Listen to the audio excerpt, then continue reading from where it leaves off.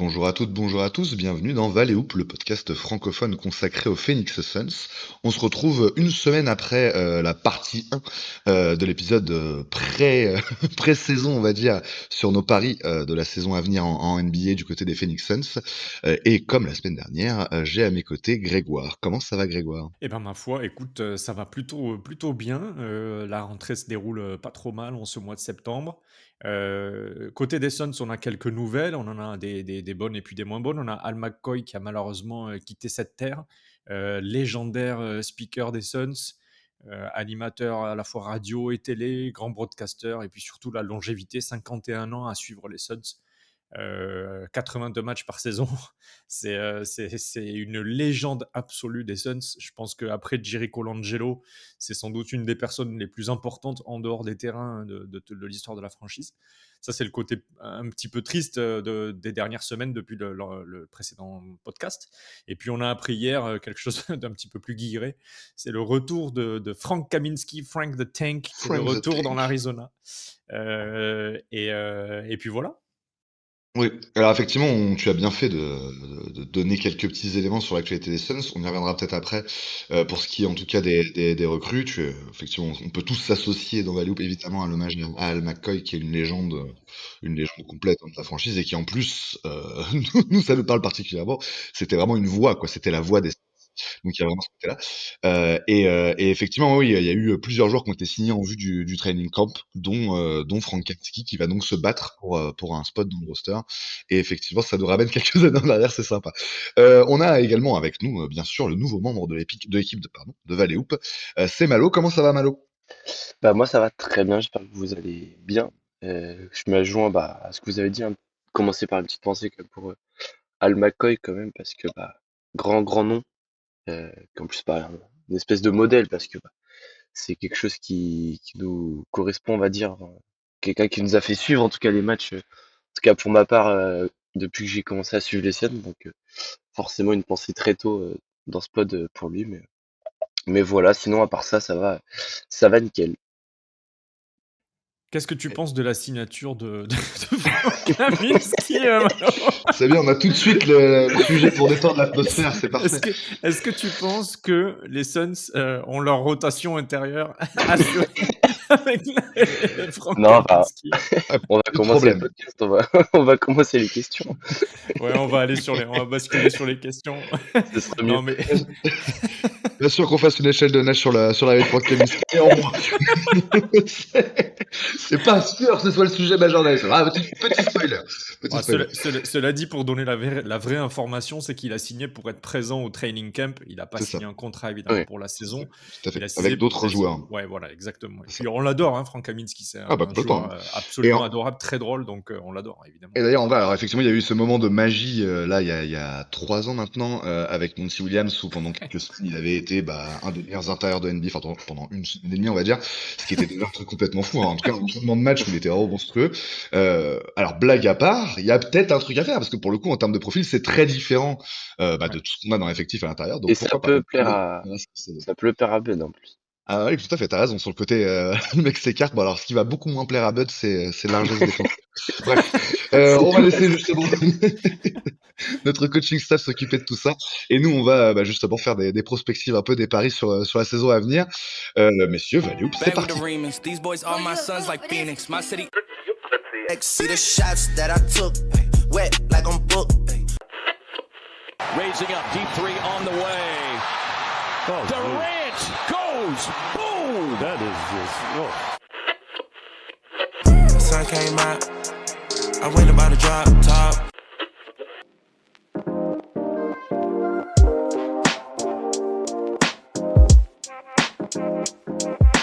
Et on est donc dans Valley Hoop, dans cette nouvelle émission, dans cette partie 2 de nos paris d'avant-saison. Alors pour resituer un petit peu, pour peut-être les auditeurs qui n'ont pas écouté l'émission précédente, l'idée est donc de poser, on va dire, des phrases, des affirmations, des assertions sur des joueurs.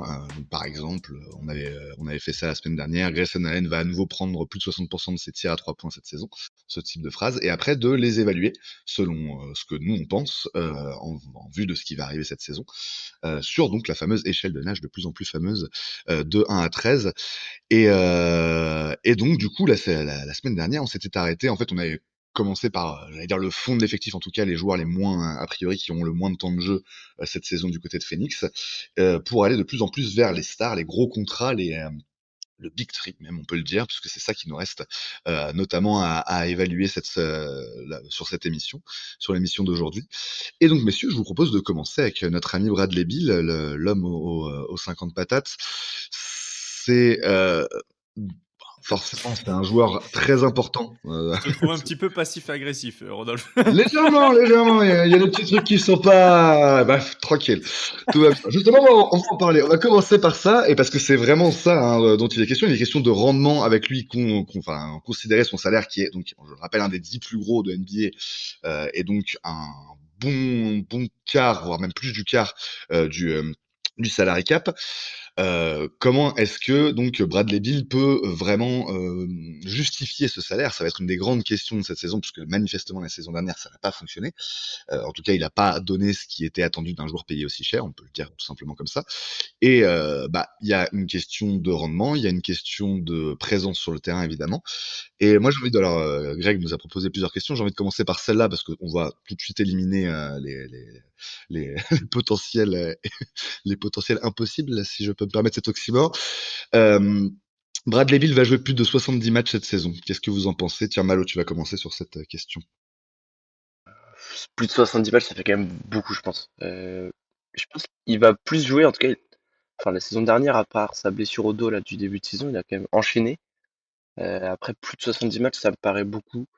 Je pense plus autour de plus de 60, j'aurais été confiant. L'année dernière, il a joué 50 matchs, si je me trompe pas. 53. Ouais, je pense un 2-3, les 3. Mais ouais, je pense qu'on va tourner autour des 60-65 matchs. Ce qui paraît complètement logique, effectivement, tu fais bien de le rappeler, 53. On peut aussi rappeler ce qui s'est passé les années précédentes. Aussi, ouais. 2022-2023, 50 matchs. 2021-2022, 40 matchs. 2020-2021, alors qu'il est All-Star et qu'il est excellent, il fait 60 matchs seulement dans la saison. La saison précédente, 57. Donc voilà, ça fait très longtemps qu'il n'a pas fait une saison complète en NBA. Je vais donner vite fait ma note. Moi, je mets 1. Pour moi, il n'y a aucune chance qu'il fasse plus de 70 matchs cette saison. Parce que tout simplement, il y a trop de pépins physiques, même si, encore une fois, on a vu que l'année dernière, ça a commencé à revenir un peu en fin de saison. Toi, Greg, qu'est-ce que tu penses de cette question? Ben, moi, je mets 3. Je suis pas super confiant. Je suis pas définitif, par contre, mais je suis pas hyper confiant. Clairement, je mets 3. Ça peut se jouer à pas grand-chose, comme l'a dit Malo. D'ailleurs, Malo, tu nous as pas filé ta note. Mais J'ai comme dit l'a dit 3, je Malo. crois. Ah, t'as dit 3. Ok, ça marche. Je note tout de suite. Donc, 2 notes à 3 et Rod à 1. Non, mais c'est difficile d'être confiant sur le sujet. C'est un joueur qui est fragile depuis quelques saisons. Si il manque 15 matchs, ça le fait descendre déjà en dessous des 70. Et ce serait déjà top. C'est-à-dire que Bradley Beal à 65 matchs, moi je prends tous les jours. Je prends vraiment tous les jours 65 matchs de Bradley Beal dans la saison pour les Suns. Je trouve que ce serait un très bon ratio et surtout arriver en forme pour les playoffs si évidemment les Suns font les playoffs la saison prochaine. Effectivement, hein, faut rester aussi prudent par rapport à ça. Il y a quand même une énorme concurrence là à l'Ouest. L'année dernière, on n'était pas si loin de se retrouver au play-in et tout. Donc on sait qu'il y a eu des pépins physiques, mais encore une fois, c'était pas une saison horrible à ce niveau-là. C'était juste une saison, j'allais dire presque normale, compte tenu du côté injury prone de nos joueurs. Alors effectivement, oui, on aurait aimé qu'il y ait moins de pépins ou quoi que ce soit, mais malgré tout, c'est quand même assez. Enfin, c'était pas. Enfin voilà, on n'est pas tombé des nues en voyant nos joueurs se blesser. On savait que ça risquait d'arriver, quoi. Donc pour rester sur Bradley Beal, il y a une deuxième question à son sujet. Là, donc c'est plus en termes de justement de rendement sur le terrain. Et là aussi, il y a eu des soucis l'année dernière parce que voilà, on attendait encore une fois un joueur avec une qualité de All-Star, un volume de All-Star pour être la troisième option de l'équipe, quoi. Et ça n'a pas été si brillant que ça l'année dernière. Il est quand même, bon, voilà, il a des bons pourcentages à 18 points de moyenne. La question, la question suivante, la phrase suivante, c'est Bradley Beal va signer une saison à plus de 23 points par match. Qu'est-ce que vous en pensez cette fois? Greg, c'est toi qui va commencer. Moi, je mets 10. Je mets 10 parce que je pense que c'est pas inatteignable pour Bradley Beal qui a quand même encore son talent de scoring. On l'a vu, notamment lors de son match face aux Wizards. Je crois que c'était en moitié de saison dans lequel il a vraiment performé au scoring. Je pense que c'est un mec aussi dont le rôle va être beaucoup plus défini cette saison sous Budenholzer et sans doute avec un petit peu plus de comment dire un côté plus scolaire chez Kevin Durant et chez Devin Booker qui vont peut-être moins s'accaparer le jeu à leur compte, en laissant plus de définition sur le rôle de Bradley Beal. C'est quelqu'un qui a évolué la saison dernière dans différents rôles, jamais très clairs, et qui a eu un peu de peine à se trouver. Je pense que cette saison, ce sera davantage le cas. Et s'il est en confiance, en santé, etc., je ne vois pas comment on peut vraiment descendre en dessous des 20 ou 21 points par match. Et je pense du coup qu'on peut raisonnablement penser que 23 points par match, c'est accessible pour lui. C'est quand même un scoreur qui est capable d'aller jusqu'aux 30 points dans une saison. Il n'a pas encore 100 000 ans. Hein. C'est un joueur qui a 30 ans, là, qui va avoir 31 ans cette saison. Donc, pour moi, c'est faisable. Quoi. Je ne sais plus quelle note j'ai. Est-ce que j'ai déjà donné une note? Je ne crois pas. J'ai donné 10, ouais, Ah, voilà. alors, Je suis j'écoutais à pas. 10.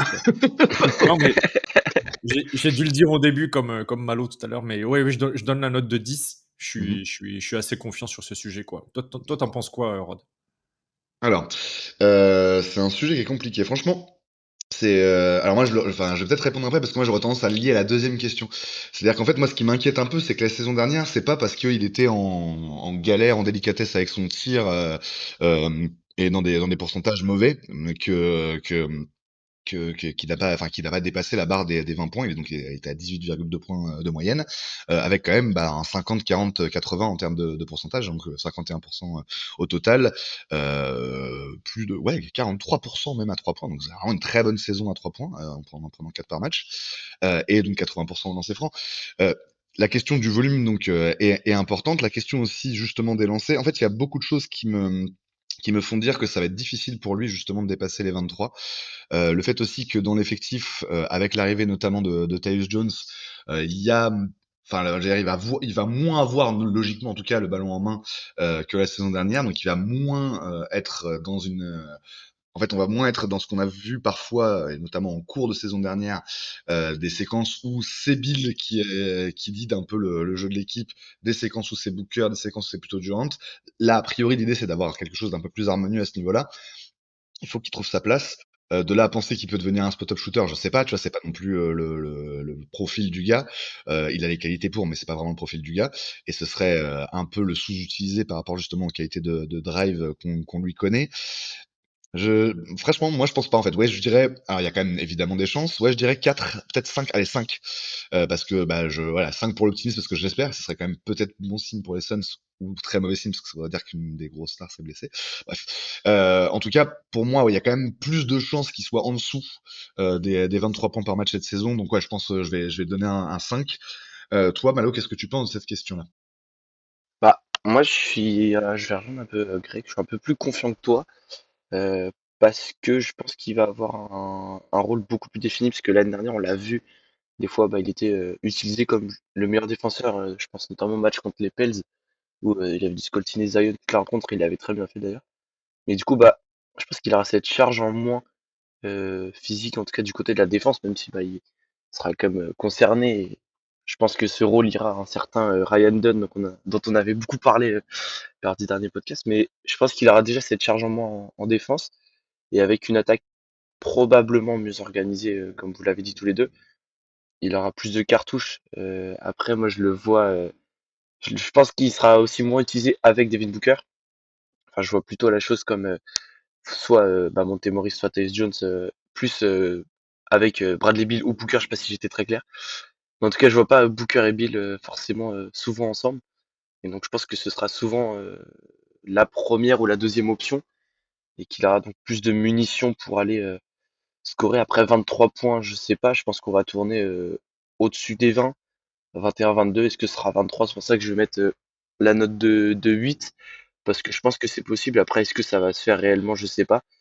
Et comme tu disais aussi, s'il y a une blessure d'un des cadres, ça peut aussi monter, mais ça, on en reparlera tout à l'heure.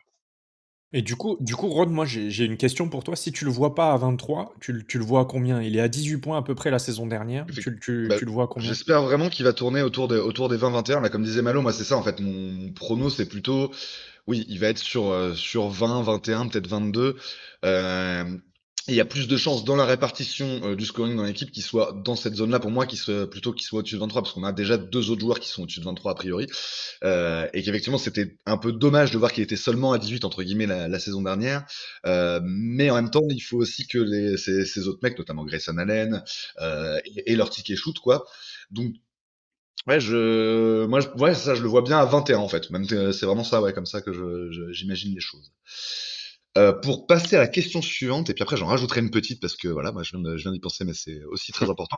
Bref, donc Bradley Beal va à nouveau faire une saison à plus de 40% à 3 points et à 70% au cercle. Alors j'ai pas ses stats exactement au cercle la saison dernière devant les yeux, mais donc on l'a dit, à 3 points c'est une saison historique pour lui, hein, sa meilleure en carrière à 43%, avec un volume quand même assez intéressant, hein, donc 4 tirs et demi par match.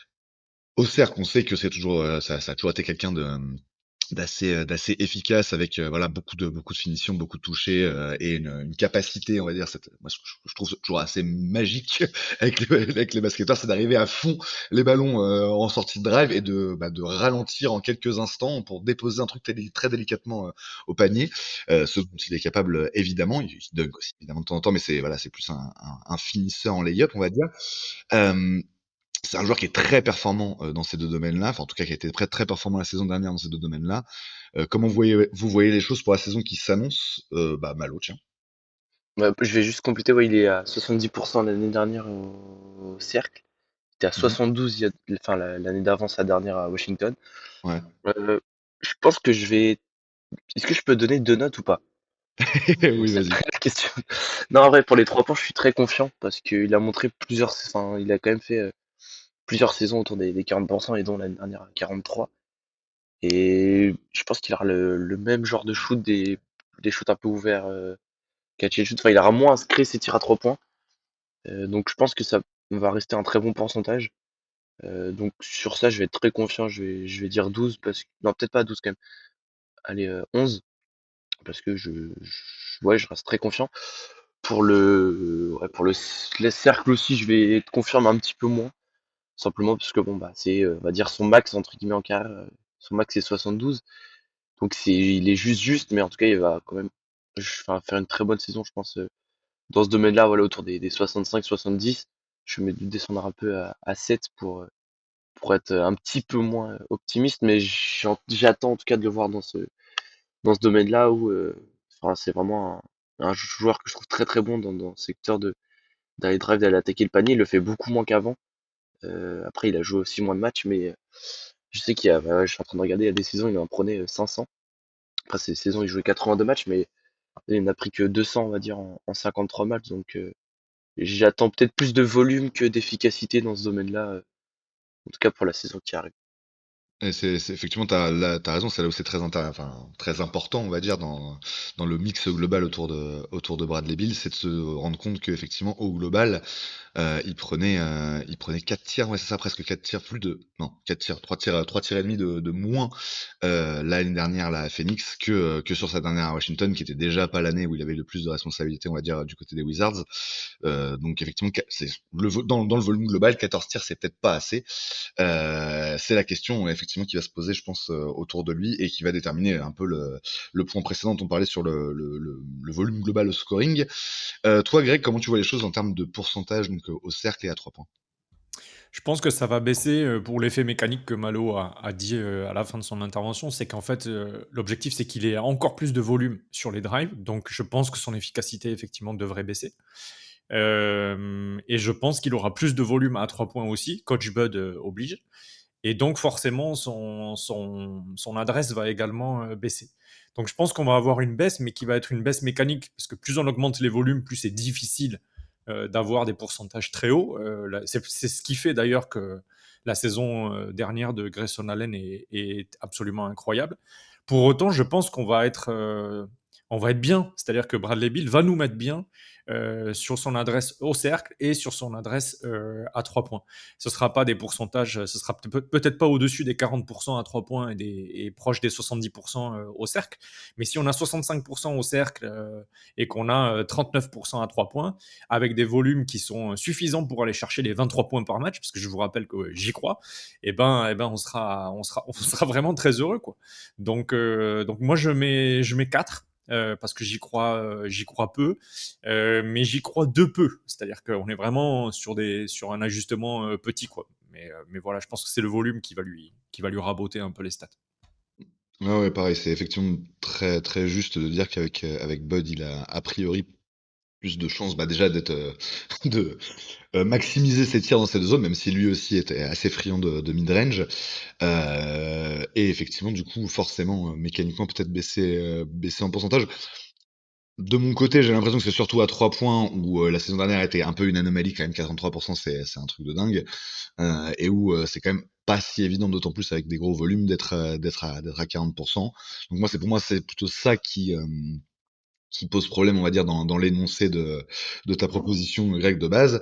Parce que pour moi, les 70% au cercle, il peut tout à fait, d'autant plus effectivement si ça fonctionne bien en termes et ça devrait le faire, en termes de spacing, donc en termes de voie de drive, on va dire.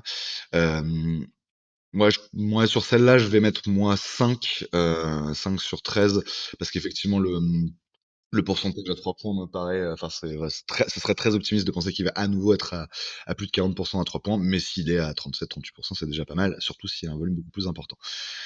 Évidemment. Alors, une dernière question donc, sur Bradley Beal, parce que bah, finalement, c'est aussi une question très importante dans le fonctionnement. Allez, on va la présenter comme ça. Bradley Beal va faire plus de matchs en sortie de banc que de matchs comme titulaire cette saison. Oh, coquin. Eh oui. Ah, le coquin. Et donc, bah, du coup, Greg, voilà, tiens, ouais, qu'est-ce que t'en penses? Alors attends, je la note. Bradley Beal va faire plus de matchs en sortie de banc. Oui. Donc en fait, ce que tu es en train de nous dire, c'est que Il va devenir sixième homme. ouais, tu veux qu'on se Simplement. questionne sur la grande théorie du sixième homme. Exactement. Bon, moi, j'y crois pas trop. Et j'y crois pas trop, mais j'y crois pas forcément trop pour une question d'ego. Je me suis longtemps questionné sur le truc, genre, est-ce que ça vaudrait pas le coup de le faire sortir du banc et d'en faire le sixième homme parfait? Et ben en vrai, je sais pas parce que je sais pas. Je sais pas. Mais j'y crois pas. En tout cas, j'y crois pas trop. J'ai pas répondu à la question en termes de volonté personnelle. Je sais pas si ça m'intéresse ou pas que ça devienne le sixième homme des Suns. Il y a peut-être des avantages, mais il y a sans doute aussi beaucoup d'inconvénients. Et puis on va voir ce que Bud nous réserve sur le sujet.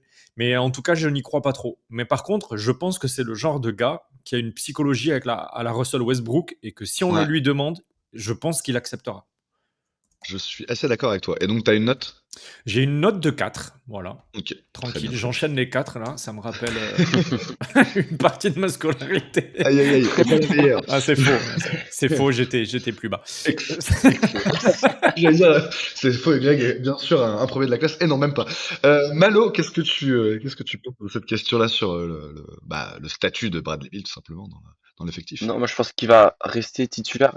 Après, j'en parlais un peu tout à l'heure. Je pense qu'il va plus jouer avec le banc, entre guillemets. S'intégrer un peu dans la rotation avec les joueurs du banc. Monte peut-être Bol Bol, enfin les autres qu'on a déjà cités la semaine dernière. Mais je pense qu'il va quand même rester titulaire. C'était souvent le premier joueur à sortir l'année dernière. Je pense que ça va faire de même. Je pense qu'il va sortir au bout de 3-4 minutes pour Grayson Allen ou Royce O'Neal. Enfin, voilà, je le vois plus jouer avec le banc qu'avec le titulaire, entre guillemets, mais je le vois quand même démarrer. Après, oui, sur la question de l'ego, je pense qu'il serait capable de le mettre de côté pour aller sur le banc, mais je sais pas non plus si c'est vraiment utile, si le jeu en vaut la chandelle, on va dire. Mais en tout cas, ouais, je vais mettre 5, un petit peu plus confiant que Greg, mais j'y crois pas tellement. J'y crois pas tellement. Ok, ok. Bah, c'est vrai que c'est une grande question, comme disait Greg, qui agite les cerveaux des fans des Suns, et pas que d'ailleurs.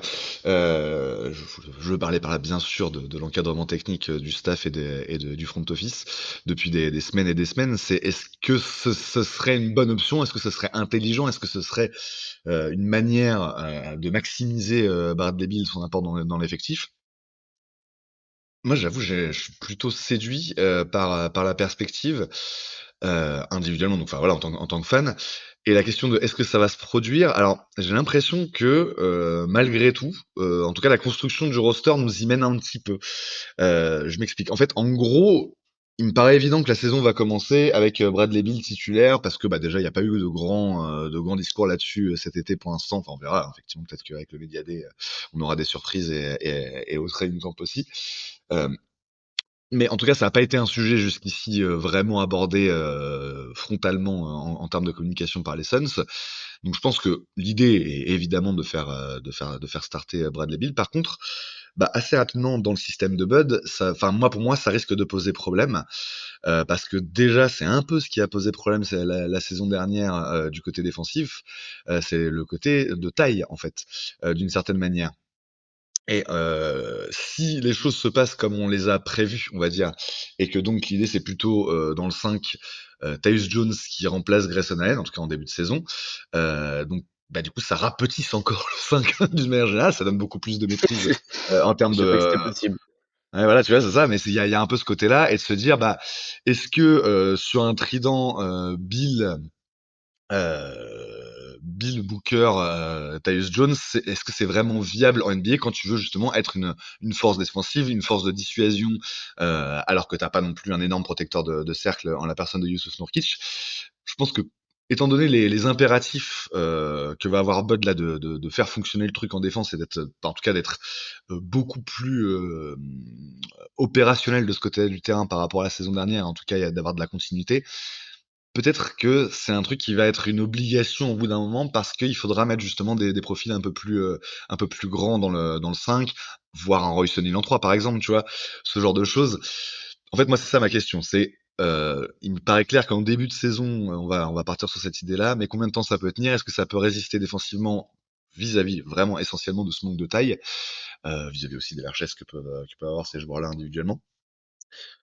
Moi, je mettrais plutôt 7 parce que ça peut prendre du temps aussi, mais je pense mais il est vraiment possible. Alors voilà, si la question que j'avais posée moi-même était est-ce que Bradley Beal va finir la saison en sortie de banc, je pense que là j'aurais mis un peu plus. Sur l'ensemble de la saison, je sais pas trop comment ça se passait, mais il me semble un peu inéluctable vu la composition de notre roster. Il peut se passer beaucoup de choses que Bradley Beal soit à un moment notre sixième homme attitré, ce qui serait comme vous l'avez dit tous les deux les gars, peut-être un moyen assez intéressant de lui donner plus de place et un rôle beaucoup mieux identifié dans l'équipe, leader de la seconde unit, mec qui va tabasser les secondes unités adverses. Il y a vraiment quelque chose à chercher là-dessus. On va voir. Mais donc moi je suis un peu plus optimiste. On va dire ouais, je vais donner enfin, optimiste. Je sais pas si c'est le bon terme parce qu'en tout cas ça reste une interrogation. Donc je vais dire 7 sur celle-là. Et on va donc passer au joueur suivant qui est ce grand échalas de Kevin Durant. Avec une première question, une première phrase. Kevin Durant va finir la saison dans le top 5 des joueurs les plus efficaces de la ligue. Alors, je vais te passer la main, Greg, pour te demander de préciser ton propos. Qu'est-ce que tu sous-entends par top 5 des joueurs les plus efficaces de la ligue? Parce qu'on parle pas juste de réussite au tir, parce que sinon, il y a Rudy Gobert dans les joueurs les plus efficaces de la ligue. Non, mais évidemment, c'est les joueurs les plus efficaces qui ont des responsabilités en attaque avec un minimum Mhm. de shoot pris, évidemment. Alors attends, est-ce que j'ai débloqué mon micro? Oui. Et donc on parle évidemment des attaquants. On parle des attaquants qui ont des tirs. Donc Rudy Gobert n'est pas évidemment dans la course. Mais l'efficacité, c'est très important quand on s'appelle Kevin Durant. C'est un peu le dernier cheval de bataille sur lequel il doit s'atteler pour avoir une fin de carrière à la hauteur du reste de sa carrière en termes de scoring et disons d'attaque et de performance. Et du coup, voilà, c'est la question que je me pose parce que c'est sa première saison qui est en dessous de ses standards habituels. On retombe sur une efficacité qui est pas très loin de celle qu'il avait lors de sa saison sophomore. Et on en profite pour saluer Penny Bergkamp et Baptiste du Dreamcast Show qui a fait une vidéo absolument fantastique sur la saison passée de Kevin Durant aux Suns et sur les perspectives d'évolution qu'on a avec lui et qui parle notamment de son efficacité. Et je pense que l'efficacité de Kevin Durant, c'est le challenge de la saison prochaine. Alors ça passera peut-être par une modification des zones de tir, un petit peu en tout cas. Ça passera aussi par aller chercher davantage de lancers francs. Mais il va falloir que Kevin Durant rentabilise encore plus ses tirs, parce que c'est déjà stratosphérique ce que fait Kevin Durant, évidemment. Mais il va falloir qu'il rentabilise encore plus pour rester le Kevin Durant qu'il est un petit peu plus longtemps pour les Suns. Voilà ce que je précise. Et donc ma note, je ne sais plus est-ce qu'il y a top 5 des joueurs les plus efficaces de la ligue. Je mets non, Je mets non parce que je pense qu'il sera top 10 mais pas top 5. Donc encore une fois, ça va pas se jouer à grand-chose, mais j'ai l'impression que le top 5 est difficile à aller chercher.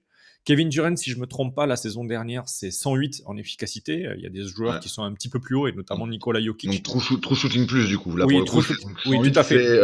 en gros Donc la moyenne c'est 100 et donc il est 8 points au-dessus de la moyenne donc en termes d'efficacité absolument, ouais. d'efficacité au tir. Absolument, ouais. Comme tu le dis, le True Shooting Plus, donc c'est grosso modo un indicateur qui permet de mesurer. C'est un des indicateurs qui permet de mesurer l'efficacité. Il y a aussi le EFG Plus, et on dit plus après parce qu'il est effectivement mis sur une moyenne qui correspond à 100. Donc la moyenne de la ligue correspond au chiffre 100, au nombre 100.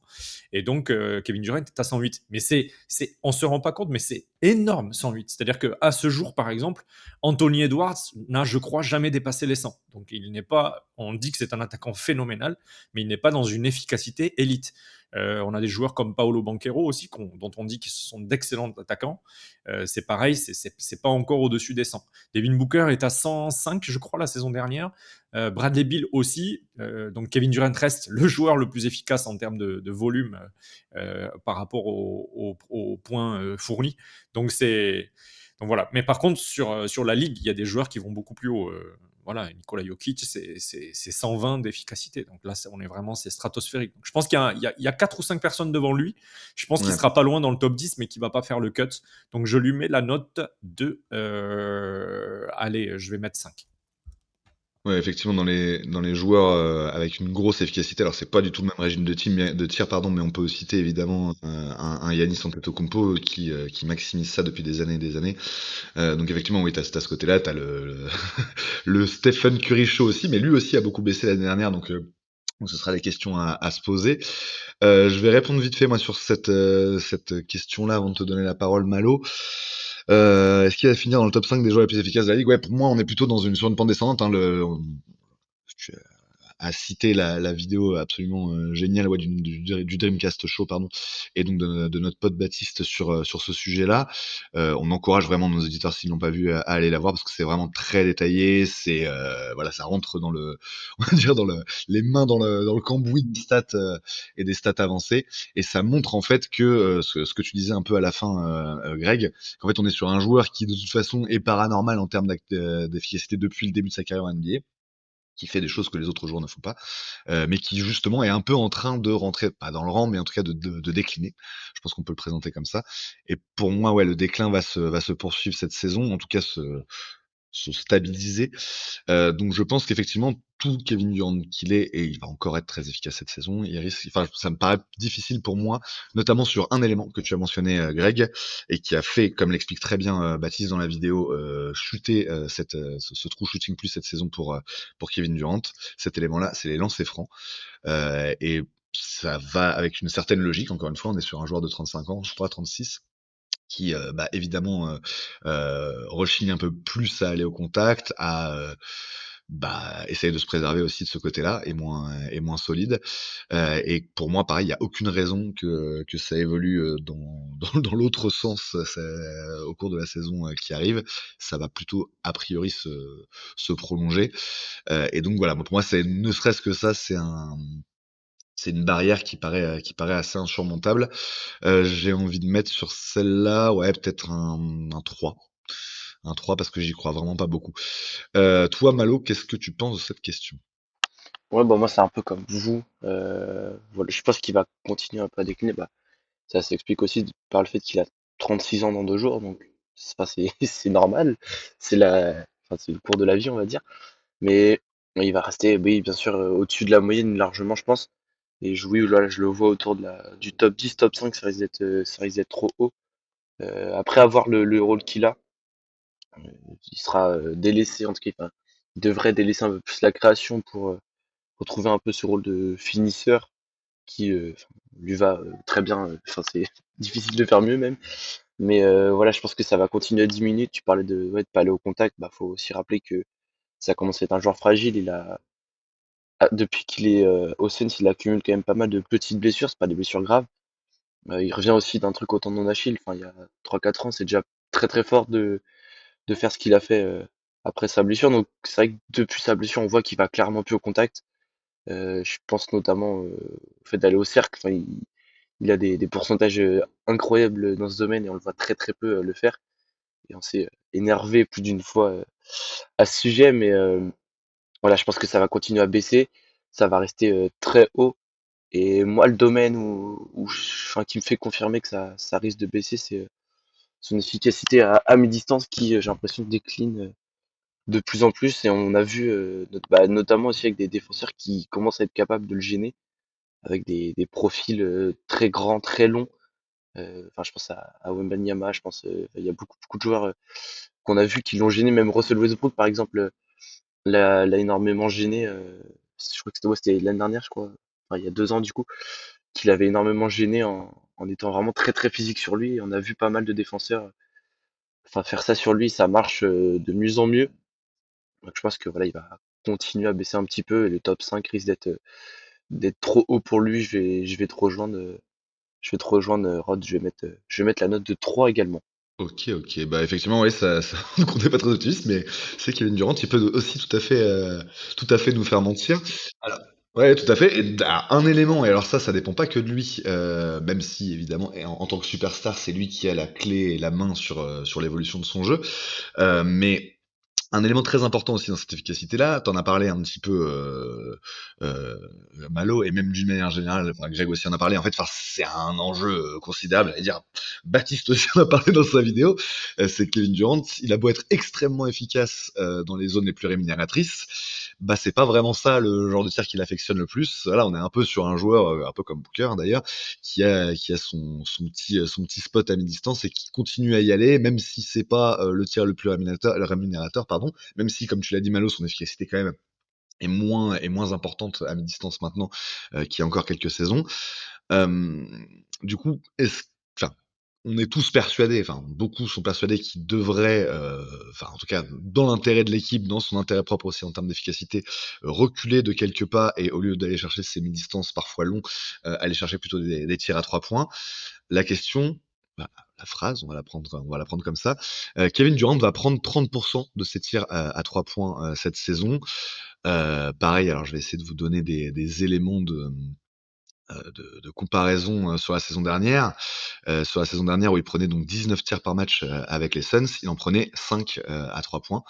Donc là, on était un petit peu en dessous, clairement, des 30%. Il faudrait dépasser ce ratio-là. Comment vous voyez les choses? Bah tiens, Malo, du coup, qui vient de finir sur la question précédente, qu'est-ce que tu penses de celle-là?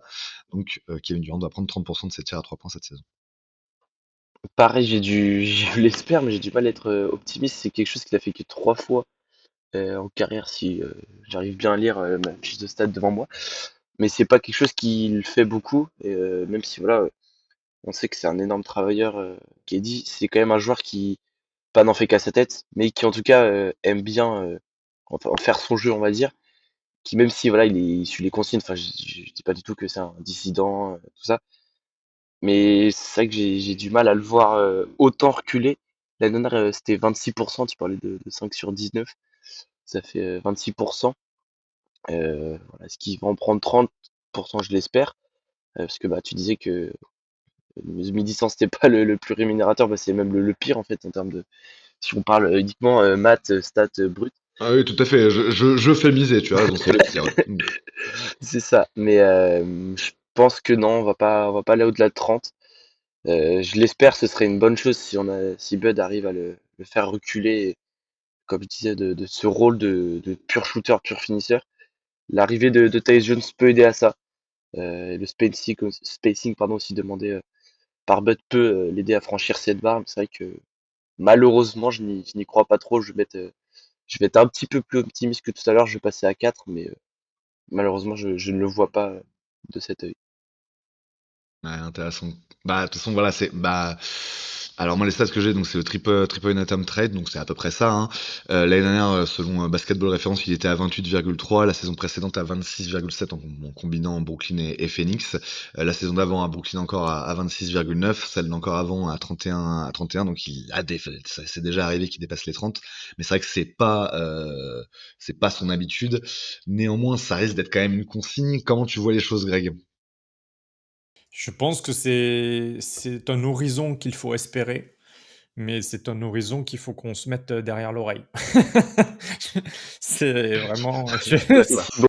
C'est si beau. je pense que c'est, en fait, c'est simple. Les années où il fait plus de 30%, il y a une saison où il est à Oklahoma City et ça fait finale NBA, et il y a une saison avec Golden State et ça fait titre. Et je pense qu'il y a une corrélation.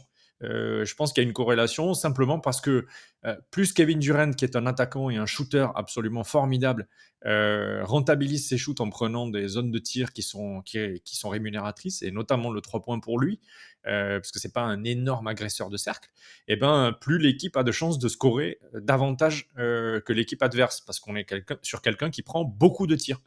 Et donc, plus dans ces 19, 23, 24 tirs par match, on a de points qui sont scorés, bah, plus l'équipe score, et ainsi de suite, en fait.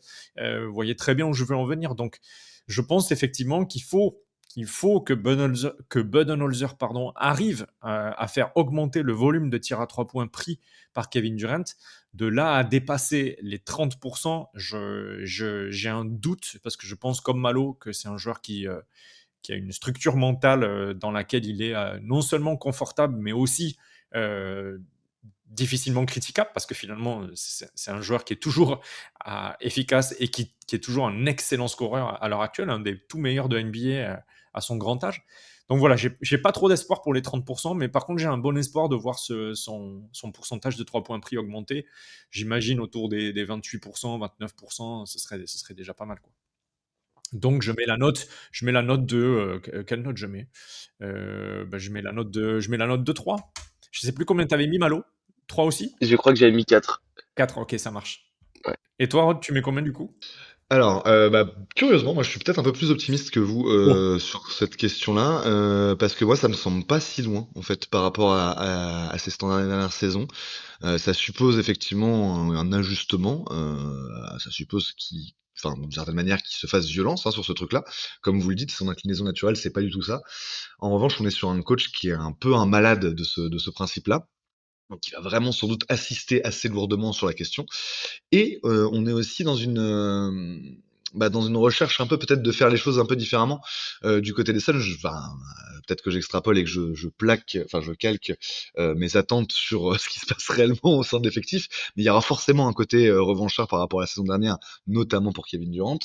Et la question s'est posée forcément depuis quelques mois. Comment faire autrement avec un effectif qui va être assez similaire, et comment proposer autre chose collectivement, quoi. Et je pense que cette question-là, c'était tellement caricatural la saison dernière, le fait que bah voilà, on était l'équipe qui prenait le plus de tirs à mi-distance largement en NBA, et qu'on avait quand même une bonne efficacité, mais que malgré ça, bah, ça nous pénalisait globalement sur la palette offensive. Moi, je pense que oui, je suis plutôt optimiste en fait. Je mettrais 8 parce que je pense que c'est tout à fait possible en fait. C'est tout à fait possible on soit sur pas des volumes complètement fous quoi, mais à peu près un tir sur 3 qui sont un tir à 3 points, donc au-dessus de 30%. Ouais, ça me semble pas infaisable. Donc ouais, 8, J'aime me cet fixer optimisme là-dessus. Ouais, oui, anachronique. ça arrive parfois, c'est ça, c'est les trucs de fou qui arrivent, tout arrive. Dernière question sur notre ami KD.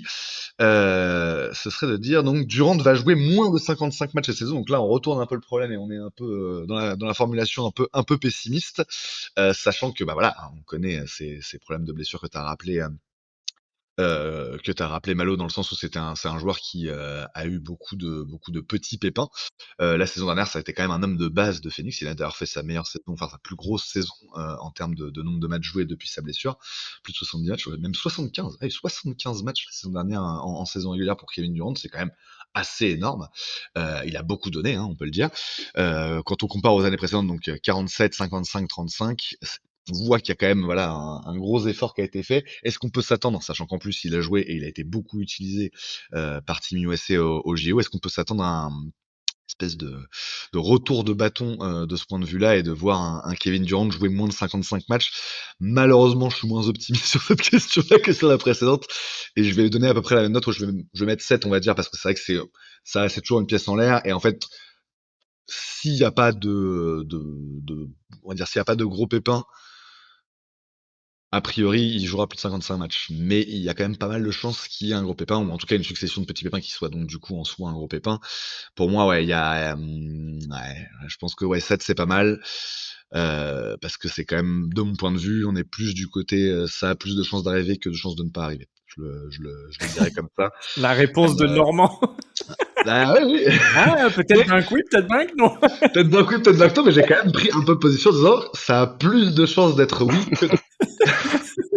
Grosse prise de risque. Grosse prise de risque. Voilà, on est énorme, on est comme ça, on est énorme. Et donc du coup, oui, donc 7 c'est très bien pour ça. Et toi, Malo, qu'est-ce que tu penses de cette question? Bah, malheureusement, je sens que ça a plus de chances d'arriver que de chances que ça n'arrive pas, on va dire. Comme Non, quoi, les Bretons, on dit que c'est différent des Normands, mais non, en vrai, je pense que 55, ça me paraît peu quand même comme match, à part, comme tu disais, grosse blessure, ce que je n'espère pas. Après, je pense, enfin, pour moi, je suis quasi sûr, il va pas jouer 75 matchs comme l'année dernière. Il sera aussi plus reposé, surtout au début de saison. Je pense que ça va vraiment pas forcer. Comme tu disais, il a été beaucoup utilisé cet été. Enfin, c'était l'un des joueurs clés de Team USA. Et donc, je pense qu'on va plus être autour des 60 matchs. Après, 55, ça me paraît quand même peu, donc je vais mettre 8. Parce que bah, je pense que ça peut arriver. Enfin, on n'est pas du tout à l'abri d'une grosse blessure, malheureusement. Mais je pense que voilà, aucun risque ne sera pris, surtout avec lui. Enfin, le moindre petit pépin, il sera conservé au chaud pour 2-3 matchs, je pense. Et c'est ce que j'espère, entre guillemets, même si j'espère le voir le plus possible. Moi, j'ai envie de prendre aucun risque avec Kevin Durant et qu'il soit le plus en forme possible en fin de saison, que ce soit pour aller chercher une place en playoff ou pour les playoffs. En tout cas, c'est ce que j'espère. Donc, ouais, je mets 8 parce que je pense que ça peut arriver, mais 55, ça me paraît quand même très peu, on va dire, comme nombre de matchs. Je vais vous surprendre, Voilà, hein. je me suis mouillé un petit peu plus. non, non, mais intéressant. Et alors attends, je vais te passer la parole, Greg, mais c'est vrai qu'effectivement, avant, enfin aussi pour te donner des munitions par rapport à ça, il y a cette question-là, un peu en filigrane de la question, enfin de la phrase Kevin Durant va jouer moins de 55 matchs cette saison, c'est est-ce que ce serait pas préférable en vue des playoffs où on a vu que cette saison il était quand même un petit peu rincé, justement après ces 75 matchs pardon de la saison précédente, donc c'est peut-être aussi ça la question. Qu'est-ce que t'en penses, Greg? Moi, je pense que moi, j'ai mis 2, hein. Ma note, c'est 2. Donc j'ai confiance en Kevin Durant pour jouer D'accord. davantage, de matchs, et enfin, en tout cas, plus que 55. Je pense, en revanche, qu'effectivement, il sera ménagé peut-être après le All-Star Game, avec, par exemple, ne pas jouer les back-to-back, ce genre de choses, mais en le faisant discrètement pour que la ligue ne puisse pas intervenir, évidemment, sur ce genre de sujet. Qu'est-ce que je peux rajouter? Je vais rajouter simplement que je pense que Kevin Durant est un joueur qui est moins injury prone qu'on le caricature, quand bien même ce soit un joueur qui, par son gabarit, peut être sujet à, par exemple, se faire une cheville ou une petite entorse ou un truc comme ça. Ça, je suis d'accord. Mais des grosses blessures, je ne le vois pas aussi fragile, par exemple, qu'Anthony Davis du côté des Lakers. Euh, et puis, je vais rajouter que je pense que c'est un joueur qui a conscience d'où il en est dans sa carrière. Je pense qu'il en a conscience d'autant plus que il est dans un endroit qui n'a pas de titre et que la fanbase a conscience qu'elle a fait des sacrifices énormes pour l'avoir et que de fait, il a une responsabilité vis-à-vis de ça. Et je pense qu'il a conscience de cette responsabilité, qu'elle le motive, qu'elle est une des façons pour lui de se lever le matin et de se motiver à jouer le plus de matchs possible dans sa carrière, de rentabiliser sa carrière au maximum pour aller choper un autre titre en dehors de Golden State. Je pense que tout le storytelling sur il aurait jamais joué, il aurait jamais gagné son Curry, etc. Je pense aussi que c'est parce que c'est quand même un mec qui a de l'ego, hein, et qui est piqué facilement. Donc je le vois bien avoir cette réaction d'orgueil jusqu'au bout de sa carrière, jusqu'à la fin de sa carrière, et je le vois mal accepter d'être ménagé. Et le dernier argument qui me fait croire comme ça qu'il va jouer plus de 55 matchs, c'est la qualité des soignants du côté de Phoenix. C'est quelque chose dont on s'est rendu compte l'an dernier, notamment avec le dos de Bradley Beal, qui, une fois qu'il a été soigné complètement, quand on a dit aux joueurs arrête de vouloir revenir trop tôt, eh ben, ça a fonctionné. Et c'est pareil pour Devin Booker. Devin Booker a tendance à revenir trop tôt sur les terrains, mais quand le staff médical s'en occupe complètement durant la durée totale des soins, eh ben, c'est un joueur qui joue ses matchs normalement. Et je pense que Kevin Durant est dans l'environnement parfait pour lui, pour qu'il joue encore plus de 55 matchs la saison prochaine. Intéressant. Ouais, bah écoute, on va voir ça. Je suis assez d'accord sur un élément que tu as donné, c'est le côté de responsabilité. Et autant on peut cracher sur l'attitude qu'il y a eu Durant pendant les playoffs l'année dernière parce que c'était pas, voilà, c'était pas sérieux, quoi. Et on sentait bien qu'il y avait des gros soucis dans le vestiaire et tout. Ouais, Autant il faut quand même saluer son professionnalisme sur l'ensemble de la saison régulière. Il a quand même porté les Suns à bout de bras, notamment en début de saison où Booker et Bill étaient blessés. Il y a eu quand même absolument, ouais. une période comme ça. Effectivement, il a donné sa personne, il a donné sa personne en défense, et c'est un joueur qui se cache pas quand il est sur le terrain vraiment. Malgré justement, comme on l'a dit un peu avant, le fait qu'il soit un peu plus prudent, évidemment, vis-à-vis de son physique et vis-à-vis de l'évolution de son physique. C'est quand même un joueur qui se donne, qui se jette pour aller chercher les ballons, qui se donne en défense systématiquement. Donc ouais, il y a ce côté-là, c'est pas un mec qui triche, et ça, je pense qu'on peut compter sur ça. Et tu as raison, Greg, de dire que c'est un argument qui va plutôt faire pencher la balance du côté de plus de 55 matchs pour la saison à venir. Pas juste parce que tu as cité son nom, je signale qu'Anthony Davis a un peu le même parcours que KD sur la dernière saison, c'est-à-dire qu'il avait plus fait de saison à plus de 60 matchs depuis un bon paquet d'années, et la saison dernière, il joue 76 matchs avec les Lakers. Donc comme quoi, pour les deux, ça a été une saison un peu à part, à voir si ça va pouvoir se prolonger cette saison, cette bonne santé sur l'ensemble de la saison. Ouais, puis on le souhaite à Anthony Davis aussi, parce que quel joueur quand il est sur le terrain. Ah bah ça oui, bon, même si c'est un joueur des Lakers, donc on Ouais, non, aime mais ça, c'est moins, c'est un autre sujet, ça. voilà. Ah ouais, le maillot que tu portes, c'est quand même assez important, hein, malgré tout, hein, tu vois. Enfin, C'est vrai, voilà, encore c'est une vrai. fois, j'adorais ce joueur aux Pelicans, je l'aime quand même nettement moins depuis qu'il est à Los Angeles. Chercher l'erreur.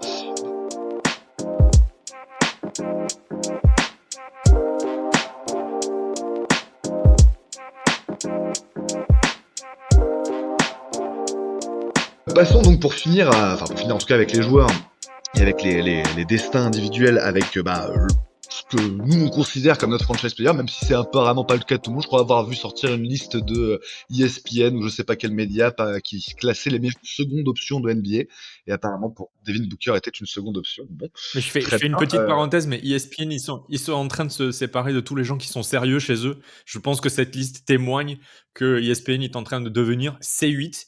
Ouais, C'est le C8 du basketball. C8 Sport, Donc, ouais, En basket.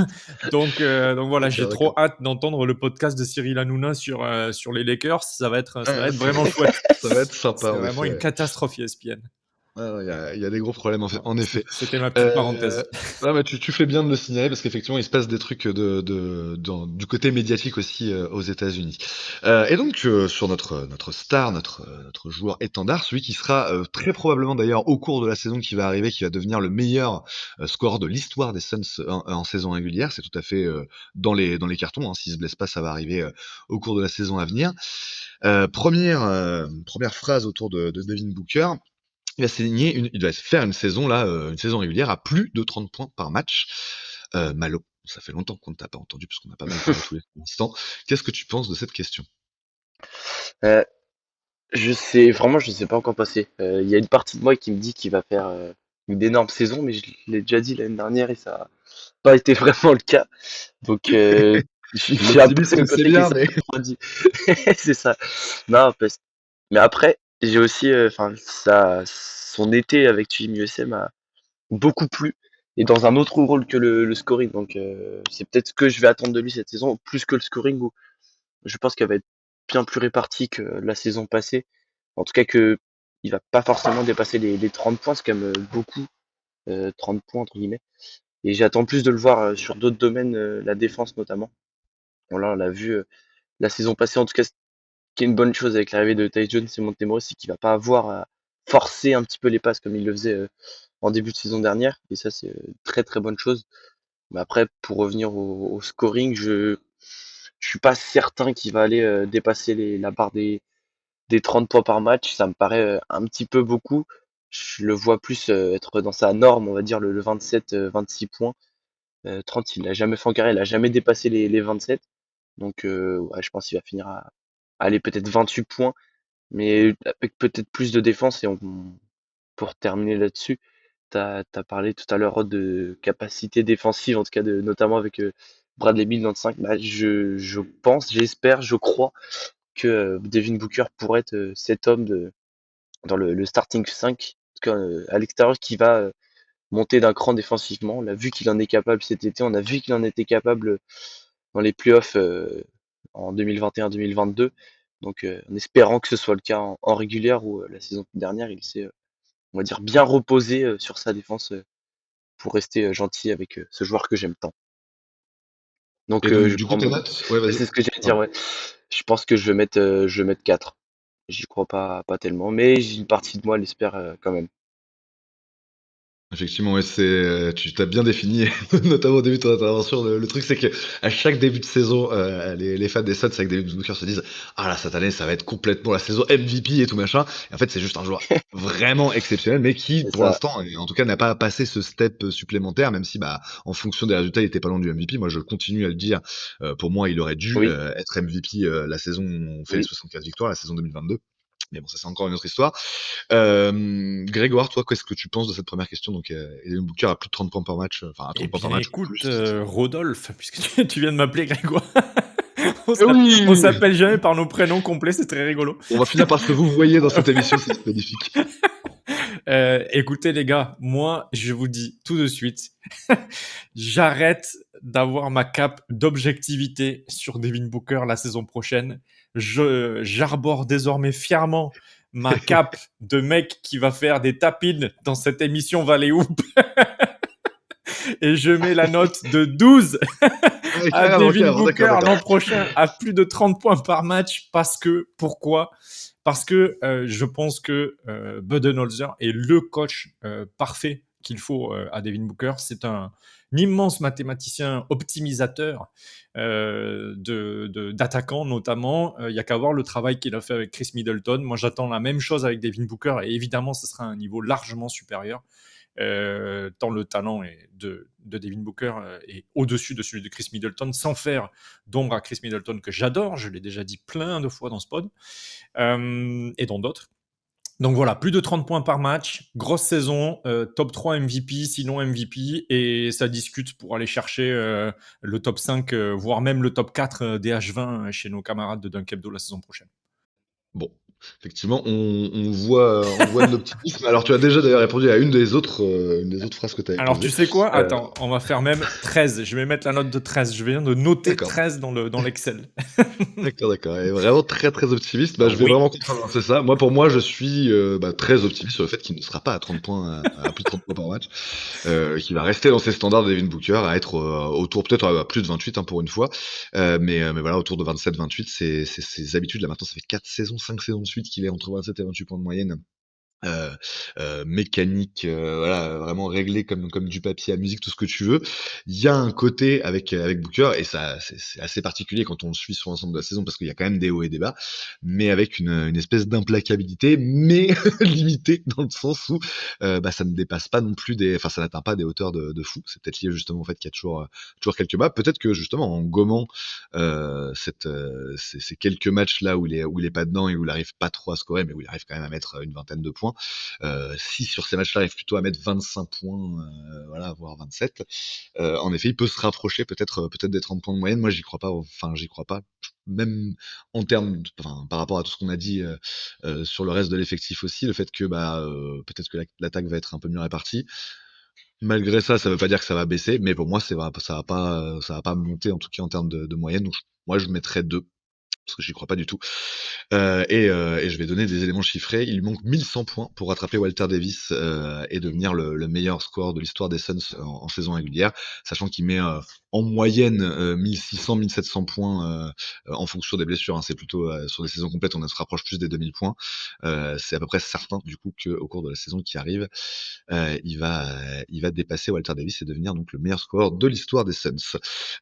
Question suivante pour Devin Booker. Il va prendre 25% de ses tirs au cercle. Ça fait 1 sur 4, ça me paraît quand même assez peu probable. Mais en même temps, avec Bud, allez, j'ai envie d'être plus optimiste pour ça. Je vais dire 9 et puis je vais vous laisser parler sur ce sujet-là. Tiens, bah voilà, on continue le chiasme. C'est à toi, Greg.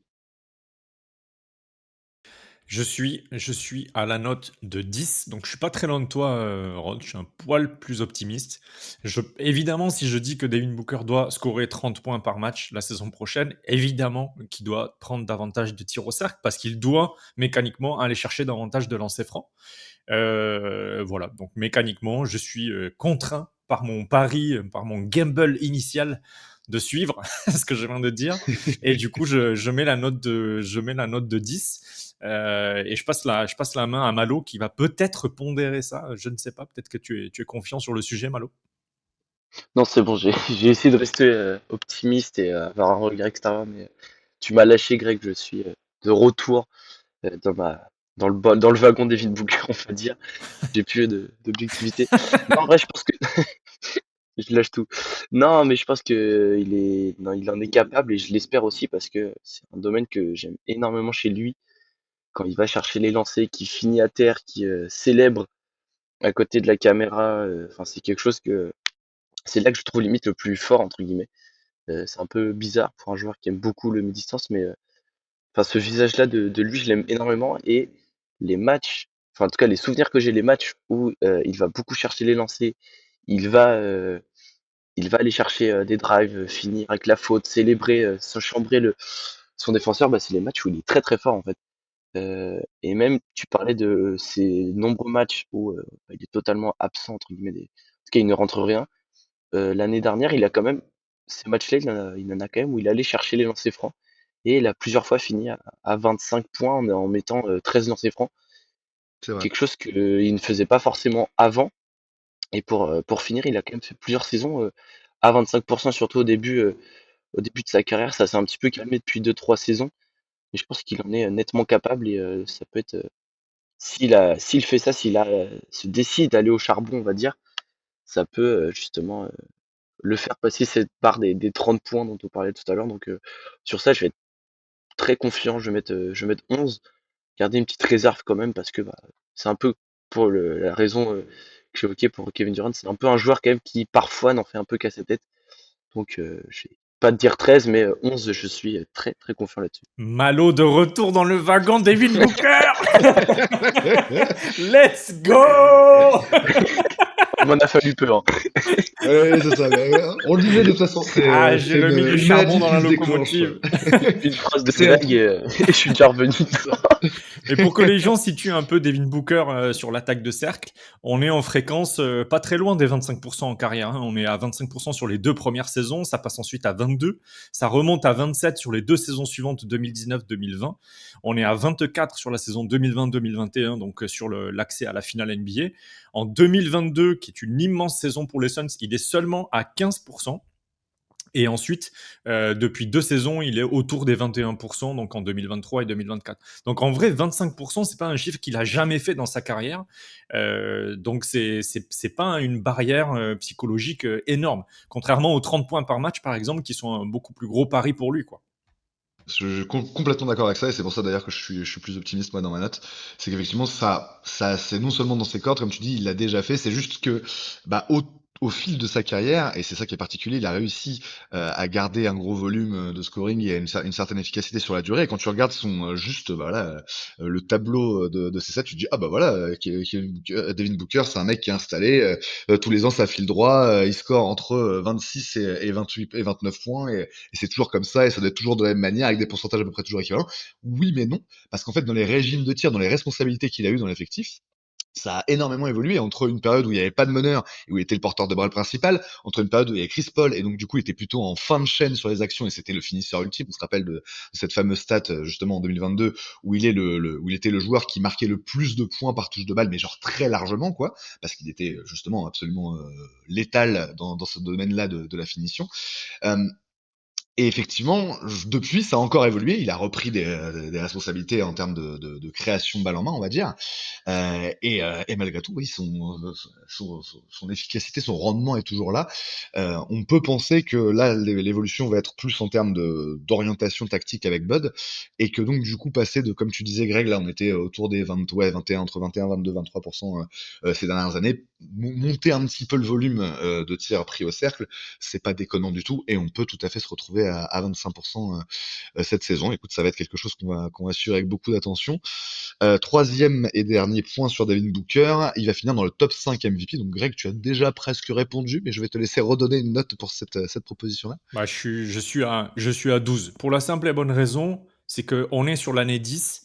Il a avec lui désormais, je pense, le coach qu'il lui faut depuis le début de sa carrière, ou en tout cas le profil de coach qu'il lui faut depuis le début de sa carrière. Alors, c'est toujours un potentiel sur lequel on statue, parce que pour l'instant, Budenholzer n'a coaché aucun match avec Devin Booker, mais sur le profil, ça match vraiment très très bien. Et je pense que si on veut coller au projet très ambitieux des Phoenix Suns, Devin Booker doit être un contender MVP pour que les Suns aient une chance d'accéder au titre. C'est-à-dire qu'à partir du moment où Devin Booker n'est pas dans la course au MVP, c'est compliqué pour moi de s'imaginer les Suns aller chercher le titre. Et on l'a bien vu la saison dernière, même si Jason Tatum n'est pas dans les candidats MVP en fin de saison, il fait quand même une saison assez costaud. Et puis surtout, il a un effectif autour de lui pléthorique qui aide finalement Boston à ne pas avoir besoin d'un Jason Tatum MVP. Mais c'est pas le cas chez les Suns. Chez les Suns, effectivement, on a une deuxième et une troisième option en Kevin Durant et Bradley Beal qui sont peut-être un poil meilleurs que ce qu'il y a à Boston. Et encore, il va falloir me prouver que Bradley Beal est vraiment plus valuable que Derrick White, par exemple, ou que Jrue Holiday. Mais surtout, la question, c'est que nos rotations ensuite sur 4, 5, 6, 7, 8, elles sont quand même nettement moins bonnes que Boston, par exemple. Et c'est aussi le cas avec les Mavs, avec d'autres équipes comme les Wolves, etc., etc. Donc, si on veut pouvoir surpasser ces équipes, il faut qu'on ait une locomotive qui tourne à plein régime. Et notre locomotive, elle s'appelle Devin Booker. Donc, si Devin Booker n'est pas toute la saison dans les contenders pour le player du mois et dans les contenders pour le top 3 MVP, je pense que les espoirs des Suns vont être difficiles à entrevoir pendant les playoffs, quoi. Donc moi, comme j'ai pris le pari de monter dans le wagon Devin Booker sur cette saison, j'ai mis la note de 12. Je pense que ça s'explique par tout ce que je viens de dire d'un point de vue rationnel. Et cette saison particulièrement, peut-être parce que sur Twitter, j'ai envie de parler de la NBA de manière générale et que du coup, je vais peut-être être un peu plus un fan dans ce podcast et un peu moins un observateur réaliste. Et ben, j'ai envie de dire 12 cette saison, voilà. Ça annonce C'est de si bonnes beau. choses. C'est si beau. Malo est conquis. Tu dis quoi, toi, d'ailleurs, Ouais. sur ce point-là? Je suis encore en train d'écouter Greg. Malo, Non, il avait prévu de dire 4, maintenant il va mettre 16. 1000. Non, en vrai, je suis très confiant maintenant sur la saison de Devin Booker. Je pense qu'il va en tout cas sortir une saison de patron. Parce que j'en parlais, je suis moins confiant avec Kevin Durant, je pense que ça s'est ressenti. Et je pense que du coup, ce sera Devin Booker notre meilleur joueur, notre seconde option si on en croit ESPN. Mais en tout cas, je sens qu'il va faire une très bonne saison, j'y crois beaucoup. Et moi, ce qui va me refroidir un petit peu, c'est peut-être le bilan de l'équipe qui risque de freiner un petit peu peut-être son niveau, entre guillemets. Après top 5, ça reste quand même très atteignable. Il y a aussi quand même de sacrés clients en face. Je pense Nikola Jokic, Luka Doncic, même Shai qui ont fait des saisons extraordinaires l'année dernière. Je pense à eux par exemple. Et il y a beaucoup de concurrence dans ce domaine-là. Après top 5, ça reste largement atteignable, je pense. S'il sort le type de saison que j'espère et je pense qu'il va sortir, Greg en a assez bien parlé. Mais voilà, je pense que c'est fort probable, fort possible. Il a déjà fait. Donc je pense, ouais, je mets 12 également. Je garde une petite réserve pour le bilan collectif. Mais sur sa saison en lui-même, je pense qu'elle a en tout cas le niveau, le calibre pour aller dans ce top 5 MVP assez facilement, on va dire. Ok, ok. Bah, alors moi, voilà, je serai donc celui qui tempère les ardeurs sur David Booker dans cette émission, en tout cas aujourd'hui. Euh, Bah, c'est effectivement, en fait, sur le scénario que vous évoquez, vous étiez tous les deux plutôt chauds sur l'option David Booker à 30 points ou plus. Il y aurait du coup un espèce de gap qui serait passé. Il s'installerait encore un peu plus parmi les vraies grandes superstars de la NBA. Dans ce scénario-là, en fait, on va dire, c'est à peu près logique, oui, qu'il soit dans le top 5 MVP. Et effectivement, moi, c'est pas vraiment mon scénario pour cette saison de Devin Booker.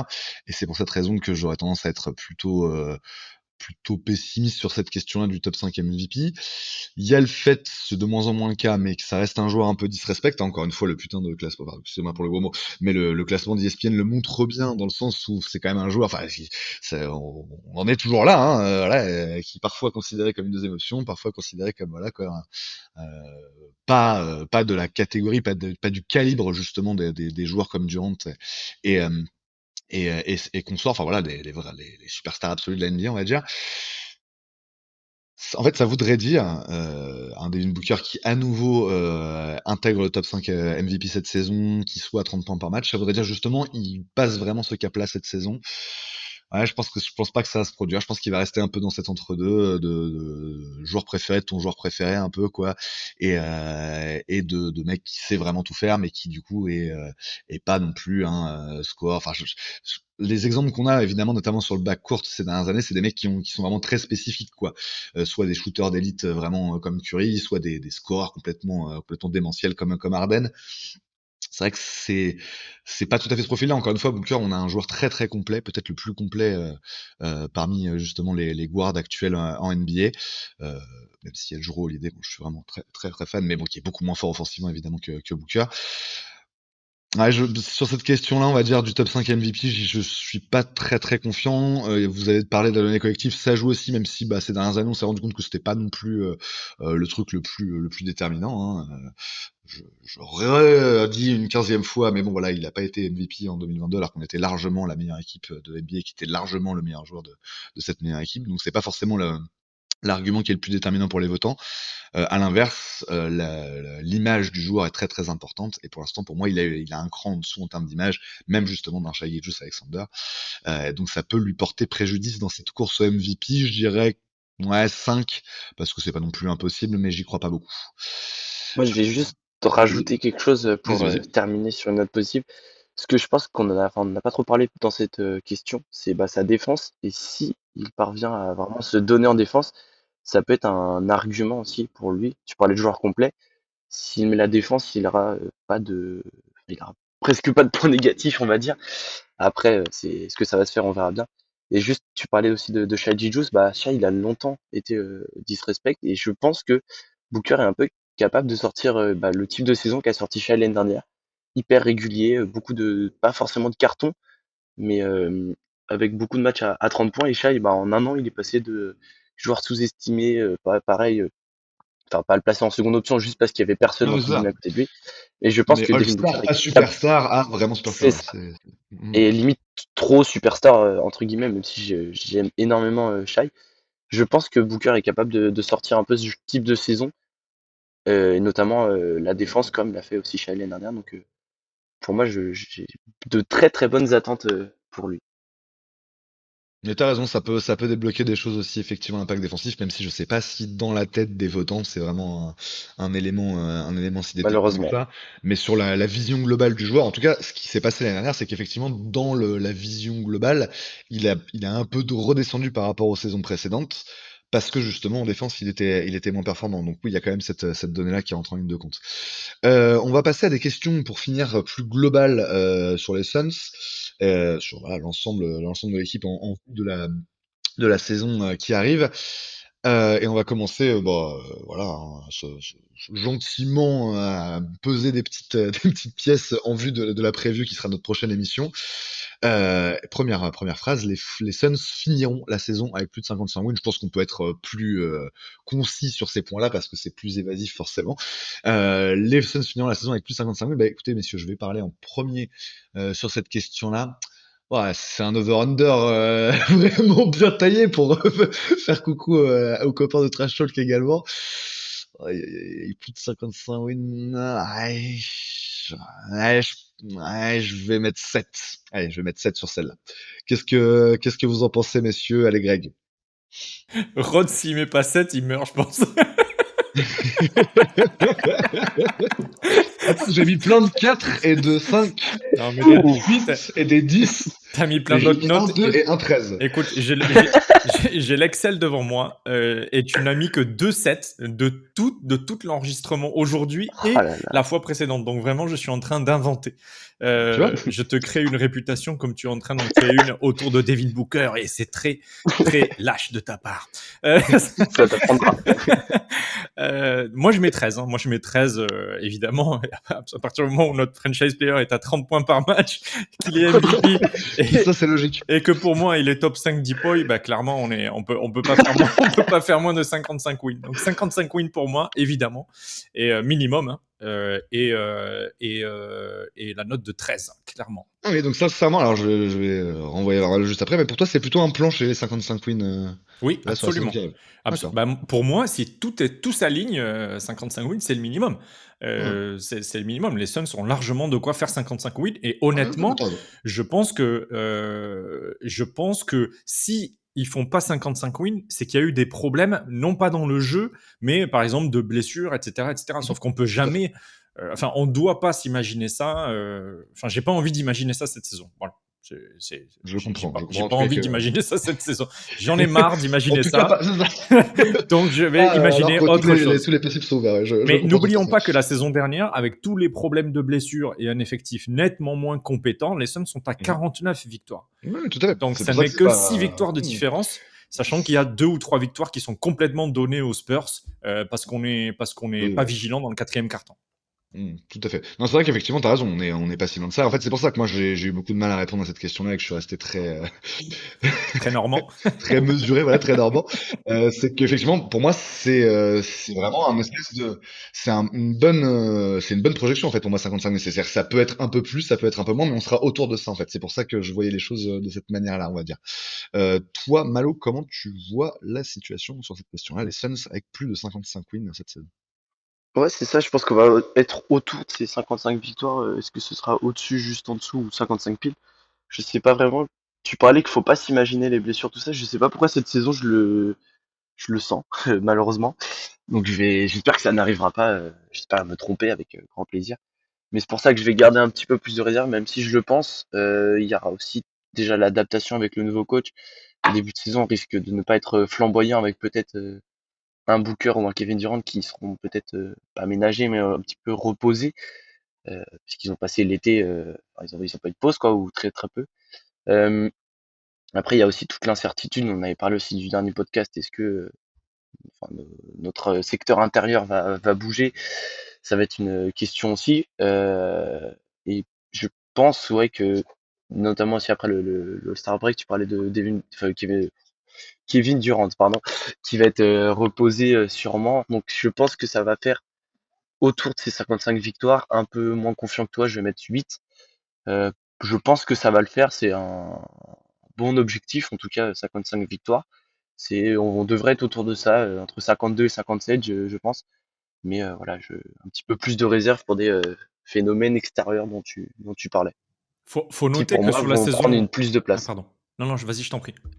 Ah, ouais, qui pour moi ont plus de chances d'arriver que tu ne le penses, entre guillemets. Bah, faut noter un truc, c'est que sur la saison précédente, il y a que 4 équipes qui sont au-dessus des 51 victoires. 51 victoires, c'est les Clippers.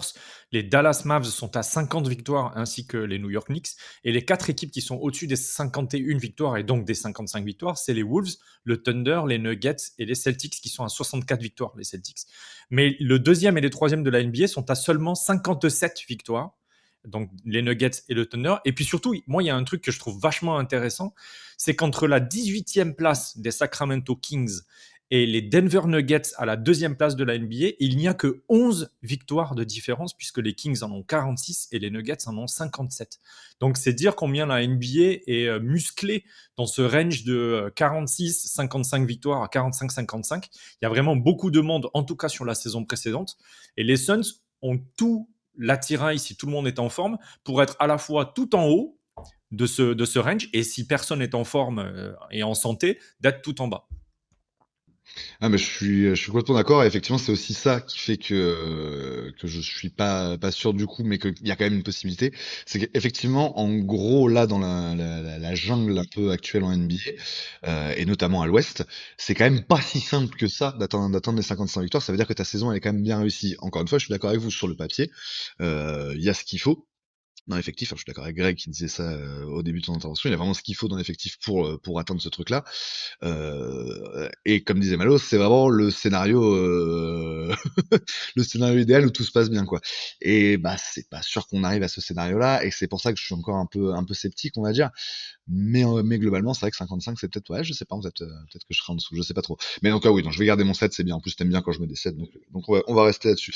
Question suivante sur les Suns, qui vont scorer en moyenne 120 points par match en termes d'offensive rating la saison prochaine.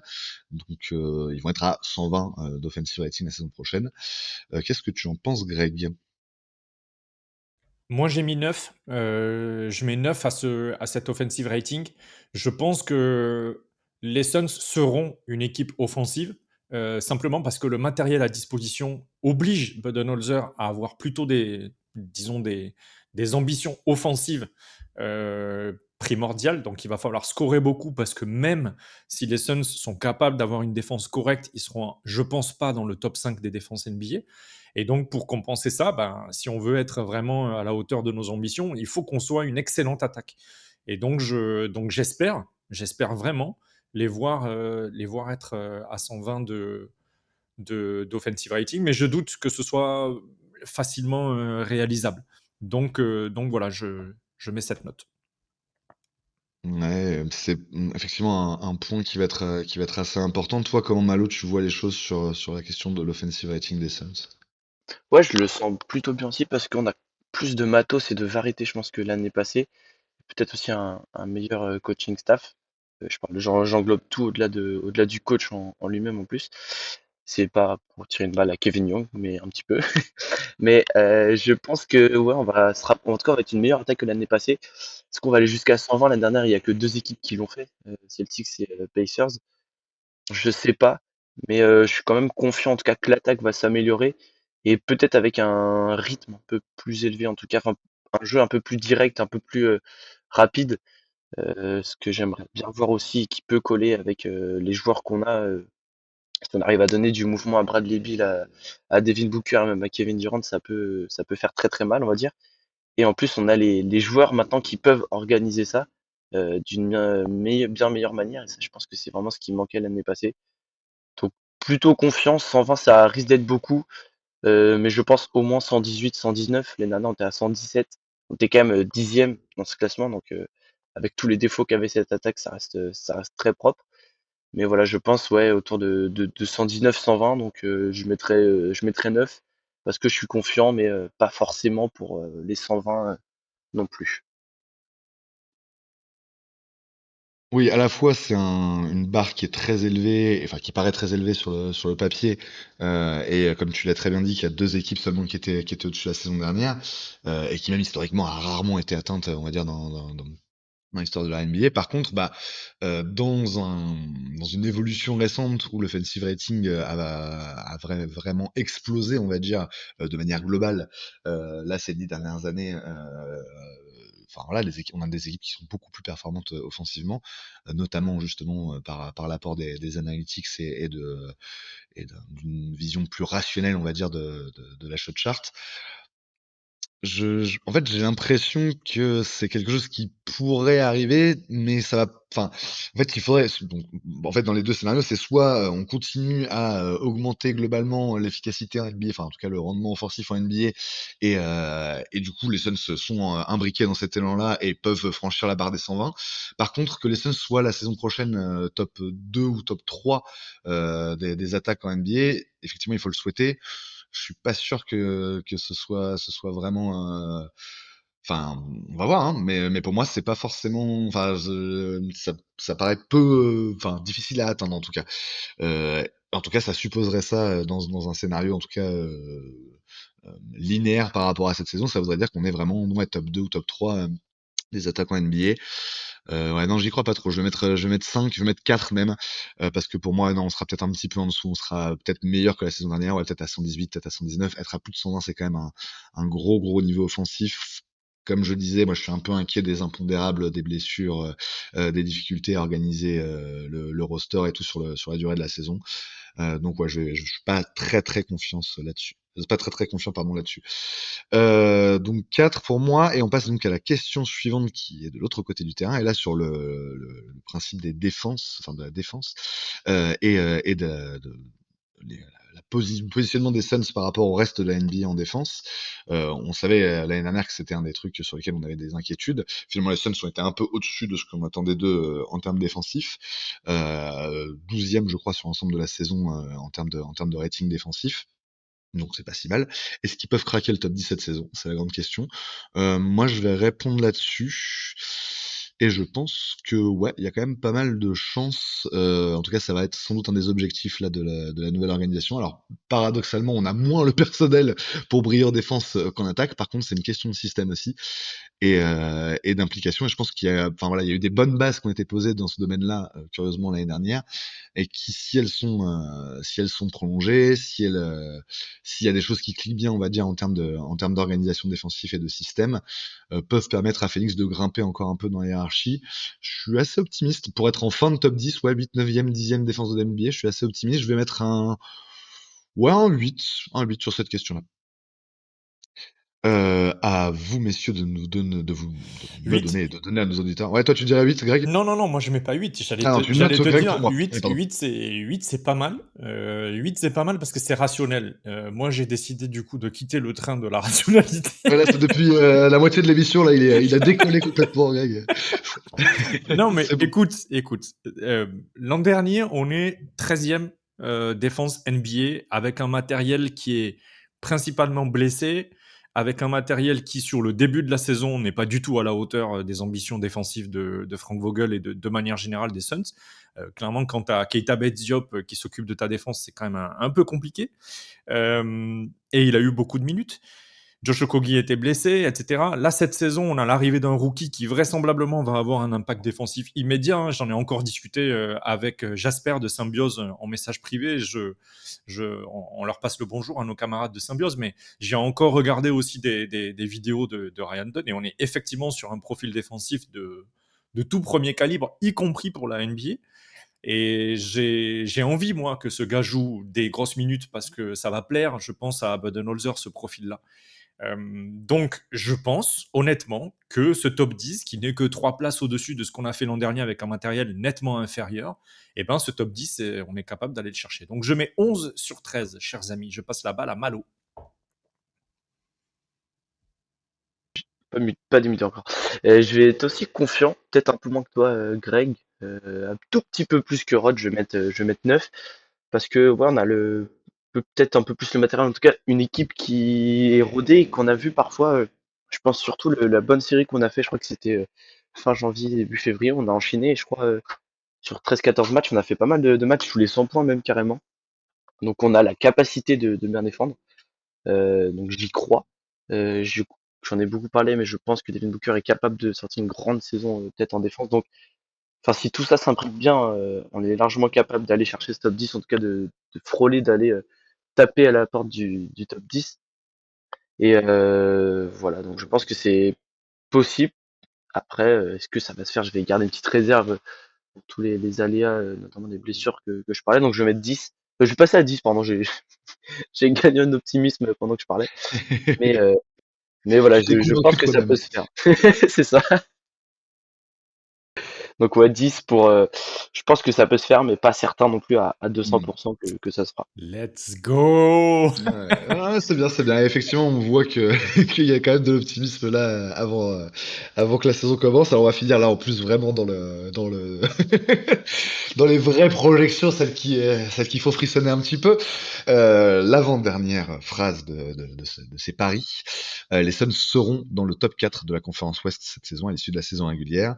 Et ben écoute Malo, je te relance directement sur celle-là. Bah oui, j'ai envie de dire oui. Top. Après, voilà, on a parlé de cette conférence Ouest qui est extrêmement serrée. Je pense que entre la 2-3e place et la 9e place, ça risque de jouer encore à 3-4 victoires à tout casser. Donc c'est quand même dur à répondre, mais je pense qu'on en est capable d'être une équipe voilà un peu tranquillement, qui, enfin pas une équipe de régulière non plus, mais voilà qui a une équipe avec un bon plancher et qui est capable d'aller chercher beaucoup de victoires, notamment à l'Est. On sait enfin, on se déplace plutôt bien aussi, ça c'est un avantage. Voilà, donc je pense que c'est faisable. On parlait de ces 55 victoires tout à l'heure, si on tourne autour, ça devrait suffire pour être top 4. Donc je vais mettre 11, je suis plutôt confiant. Et je l'espère aussi, bien sûr, mais voilà, 11, plutôt confiant de mon côté. Intéressant. Greg? Les gars, 14. les gars, la division Pacifique dans laquelle les Suns sont, c'est les Warriors, les Kings et les 2 équipes de Los Angeles, les Clippers et les Lakers. Les Clippers ont perdu Paul George et ne l'ont pas vraiment remplacé. Ils ont essayé de le remplacer par l'agrégat, comme on dit dans le film Moneyball, en faisant venir des joueurs qui ont un peu les skills qu'il avait, mais c'est pas Paul George. Les Kings ont DeMar DeRozan désormais, donc ils ont un star power un petit peu plus haut que ce qu'ils avaient l'an dernier. Est-ce qu'ils sont dangereux à des Suns qui sont en forme? Je sais pas. Je ne pense pas.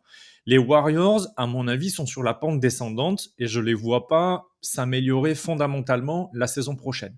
Quant aux Lakers, LeBron James, qui fait quand même toujours une saison en 26-6-6 ou en 27-6-6 la saison dernière, est toujours aussi en forme. On l'a vu au JO. Anthony Davis, s'il se blesse pas, reste toujours très très bon joueur. En revanche, ça perd des role-players comme Taurean Prince et ça ne recrute pas vraiment des joueurs à la hauteur des ambitions de LeBron et de Anthony Davis. Donc moi, je pense que dans cette division-là, dans laquelle on va jouer beaucoup de matchs, on a de quoi se hisser en premier de cette division-là. Après, il nous reste le reste de l'Ouest. Et le reste de l'Ouest, c'est effectivement les Nuggets qui sont en perte de vitesse, je pense, parce que ils ont perdu Kentavious Caldwell-Pope qui n'ont pas remplacé. Et ensuite, on a, je pense, le Thunder et les Wolves qui sont en tête de conférence et Dallas, qui sera sans doute la 2e, 3e équipe ou même la première équipe de l'Ouest. Moi, finalement, ne pas voir les Suns dans le top 4, ça me paraît un pessimisme exagéré si, encore une fois, on a la santé. Bien sûr, la santé, c'est difficile quand on est aux Suns, mais j'y crois pour cette saison en tout cas. Et en tout cas, j'ai envie d'y croire. Donc voilà, il y a les Grizzlies qui peuvent se positionner. Je ne vois pas d'autres équipes comme les Spurs, les Rockets, les Pelicans venir jouer des coudes avec nous, ni même encore moins, j'allais dire, les Blazers ou le Jazz. Donc en vérité, voilà, si les Suns sont 4 ou 5, je ne serais pas surpris. À mon avis, ça peut même aller un petit peu plus haut. Mais je les vois dans le top 4 de manière assez confiante. Donc je vais mettre 12. Eh ben écoute, sur ce point-là, on sera tous les trois assez optimistes. Parce qu'effectivement, ouais, la concurrence est rude, hein, ça on l'a dit. T'as très bien dit Greg aussi que elle est rude, mais elle est pas forcément enfin mieux armée que la saison dernière. Effectivement, ça dépend des équipes. On sent, enfin, en tout cas, beaucoup de gens sentent les Grizzlies faire un retour en force, qui serait tout à fait logique. Ceci dit, vu que effectivement, l'année dernière c'était un peu une année sans, mais sur les années précédentes, c'était vraiment une équipe qui montait en puissance, pardon. Le Thunder reste effectivement un gros morceau. Évidemment, les Nuggets et les Mavs font partie des favoris dans la conférence Ouest. Les autres semblent peut-être un petit peu un cran en dessous, et les Suns, a priori, ont plutôt vocation à être dans ce premier groupe d'équipes-là. À voir comment ça va se délayer et comment voilà, les différents destins individuels vont évoluer cette saison, hein. Les blessures, c'est sûr que ça joue beaucoup en NBA. On l'a encore vu la saison dernière de manière éclatante. Vraiment, pour moi, ouais, c'est dans le scénario, donc moi que je dessine, qui est peut-être un peu moins optimiste que le vôtre, mais qui reste un scénario plutôt où ça clique bien, où les joueurs ont du temps de jeu, sont pas tant blessés que ça. En tout cas, il n'y a pas de grosses blessures, on va dire, parmi les grosses stars. Moi je vois ça, je vois des Suns autour de 55 victoires, donc presque mécaniquement, on va dire, se hisser vraiment dans le top 5, top 4 de l'Ouest. Ça me paraît complètement faisable, et j'ai même envie de dire que oui, ce serait en fait presque logique, eu égard à plein de choses, dont l'investissement qui est mis par Matisse Bière dans cette équipe en termes financiers depuis quelques années. Donc moi je vais mettre aussi un 12. Pour moi, il y a quand même de bonnes chances que les Suns soient dans le top 4 de la conférence Ouest cette saison. Voilà. Mais après voilà, alors peut-être Calme-toi parce qu'il y a la question suivante. Les Suns seront en finale NBA. Ouais, aïe, aïe, qui se mouille en premier sur cette question? Allez, c'est toi, Greg, vu que t'es très Il, optimiste. il va dire qu'on va pas perdre des playoffs carrément. C'est ça. On va faire un 16-0. 16-0, les mecs. Non, non, non, non. Je crois pas au 16-0. Mais je vais mettre 8. Je vais faire une rod. Je vais être optimiste, mais en tempérance. Euh, Pas mal, pas mal. voilà, C'est- exactement. Je vais être optimiste en tempérance, en modération. Je vais mettre 8. Je pense que les Suns ont de quoi aller chercher les finales NBA et je l'explique tout simplement avec la saison de Dallas 2023-2024. C'est une saison où personne, je pense, ne mettait Dallas en finale NBA à ce niveau-là en playoff, capable de vaincre les dangereux Wolves, etc. Euh, je pense que les Suns ont un petit chemin dans lequel ils peuvent se faufiler dans cet Ouest, effectivement, qui est vraiment le Far West pour le coup. Et on a quand même deux joueurs qui sont parmi les 15 ou 20 meilleurs joueurs de la ligue. Il y a peu d'équipes qui peuvent se targuer d'avoir ce star power-là. Il y a effectivement les Mavs, du coup, puisque j'en parlais, entre autres. Hein. Et je pense vraiment que les étoiles peuvent s'aligner. On en parlera pendant la preview, hein, parce que je pense qu'on va faire une preview sur le signe de l'alignement des étoiles. Mais je pense que les étoiles peuvent s'aligner et j'ai envie d'être optimiste. Néanmoins, je suis moins optimiste que sur Devin Booker, par exemple. Mhm. Simplement parce que j'ai trouvé qu'il y avait des équipes à l'Ouest qui ont fait un travail phénoménal à la free agency et cet été. Je pense notamment à l'acquisition de Alex Caruso du côté du Thunder et de Isaiah Hartenstein.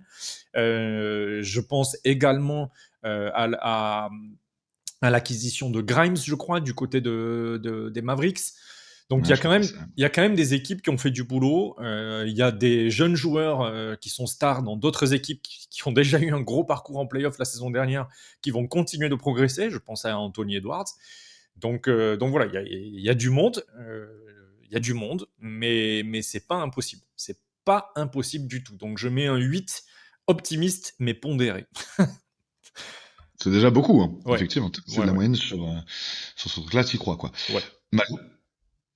Bah, un peu pareil, je vais être un peu plus pessimiste, je vais mettre 6 parce que je vois moins que ça arrive, mais c'est fort possible.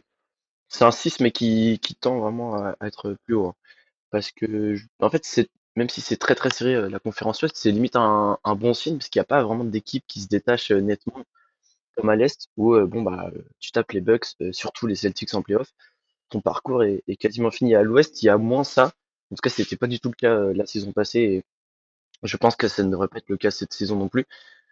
Enfin, tout reste possible. En fait, chaque équipe peut battre tout le monde sur chaque tour. En fait, donc il y a beaucoup de si, mais c'est possible si l'équipe tourne bien. Et je vais limite être plus confiant. Enfin, ça se paraît pas dans ma note, mais je pense qu'on est plus capable d'être une équipe de playoff entre guillemets, où la rotation va être moins importante et que Phoenix peut rivaliser avec 7, enfin, sur une rotation à 7-8 joueurs, Phoenix a largement les armes. Sur une rotation de saison régulière à 12-13 joueurs, c'est plus compliqué. Mais je pense que c'est possible. Je suis un petit peu plus pessimiste parce que ça reste quand même très très compliqué. Et on l'a pas fait depuis 2-3 ans. Donc c'est compliqué. Moi je vois plus peut-être finale de conférence à la limite. Là je serais plus confiant. Après, de l'arriver jusqu'en finale, c'est quand même très compliqué, mais c'est quand même possible et ce serait pas, c'est pas être fou de dire que ça peut se faire, je pense, en tout cas. Et du coup, je vais vous poser la question à tous les deux avant de te laisser donner ta note, Rod, mais tu penses heu, enfin bon, on sait que la conférence Ouest particulièrement, mais la NBA de manière générale, c'est avant tout dans les playoffs une question de match-up et que quelle que soit ta position dans l'Ouest, tu peux t'en sortir si tu tombes sur les bonnes match-up. Tu penses que c'est quel match-up en particulier qui peut nous faire tomber? Hem, j'ai envie de dire les Wolves, logiquement, parce qu'ils nous ont montré, je pense que ça va être ces équipes qui peuvent mettre un jeu très physique. On a vu, c'est souvent le type de jeu qui gêne beaucoup les Suns. Les Pelicans l'ont fait et nous ont énormément gêné sans trop de matériel. Les Clippers l'ont fait avec encore moins de matériel et ils nous ont gênés. Et c'est ce qu'ont fait parfaitement les Wolves. Là, ces équipes avec beaucoup de joueurs très athlétiques, capables de vraiment rentrer dans le défi. Et je parlais que ça gêne notamment Kevin Durant de plus en plus. Donc Je pense que ces équipes-là, c'est ces équipes-là, pardon, du type Wolves, peut-être le Thunder aussi. Euh, voilà, comme on en avait déjà parlé la saison passée, mais par exemple les Nuggets me font moins peur, même si c'est peut-être une meilleure équipe par exemple, puisque c'est peut-être plus un jeu, on va dire, technique que physique, et c'est peut-être un jeu qui nous correspond mieux, où ce jeu-là on peut rivaliser plutôt que sur le défi physique. Rod t'en parlait d'ailleurs du problème de taille par exemple. Mhm. C'est, je pense, le type de match-up qui nous fera le plus mal en tout cas. Et toi, Rod, c'est du coup ta note et la match-up qui te paraît décisive? Alors, là, je vais enfin reprendre mon vrai rôle de pessimiste de l'émission. Ouais, moi je suis pas du tout confiant sur les finales NBA, je suis pas du tout confiant sur les playoffs. C'est très marrant hein, ce que t'as dit Malo, parce que moi j'ai vraiment la perception inverse en fait, que on a là en termes de roster en tout cas, on devrait être. Enfin pour moi c'est mieux taillé pour la saison régulière que pour les playoffs. Là où comment dire, il y a eu des soucis l'année dernière qu'on a vu en playoff qui vont pas pouvoir être réglés avec les changements qui ont été faits dans l'effectif. En fait, moi, c'est ça mon point de base. Et donc, l'idée, c'est de me dire, alors, et c'est ça qui est difficile. Tu parlais de match-up grec, c'est la question la plus déterminante, évidemment. Mais moi, au point où on en est, c'est-à-dire là, actuellement, avec la composition des Suns telle qu'elle est, ce qui est compliqué, c'est qu'on n'a pas encore vu jouer cette équipe et on n'a pas encore vu jouer non plus les nouvelles versions des Mavs, du Thunder. On n'a pas vu donc ce que peut donner par exemple les Grizzlies cette saison. Effectivement, les Wolves, a priori, ça va pas beaucoup bouger, donc on va juste être une équipe qui va continuer un peu à monter en puissance autour d'Edwards. Les Nuggets, la question c'est plutôt est-ce qu'ils sont pas en train de décliner, puisque là en plus ils ont perdu KCP qui était un joueur très important de leur dispositif. Vraiment, en fait, moi c'est ça, c'est en fait toutes les match-ups potentiellement me font peur. En fait, pour répondre à ta question grecque, j'ai l'impression qu'en fait on n'a pas, enfin tu vois, il y a aucune équipe où sur le papier on a le dessus, parce qu'il y a deux éléments quand même majeurs. C'est enfin c'est le nombre de comment dire, de petits éléments, de petits détails, de choix, enfin, ouais, pour revenir à une expression un peu à la mode, de coups d'opportunité que tu as dans le fonctionnement des Suns. C'est-à-dire qu'en fait, si tu mets Nurkic, bah, ça veut dire que il y a certains problèmes qui se posent. Si tu ne le mets pas, tu as d'autres problèmes qui se posent, mais qui sont tout aussi importants. Hein. Il a un nom, ce problème, si Nurkic ne joue pas, il s'appelle rebond, tout simplement. Si tu mets Tyus Jones, bah, tu permets d'avoir beaucoup plus de maîtrise en termes de tenir la balle, comment dire, de faire rouler les systèmes et tout ce genre de choses. Mais par contre, tu te déshabilles du côté défensif où c'est un joueur qui va être ciblé très facilement et tout.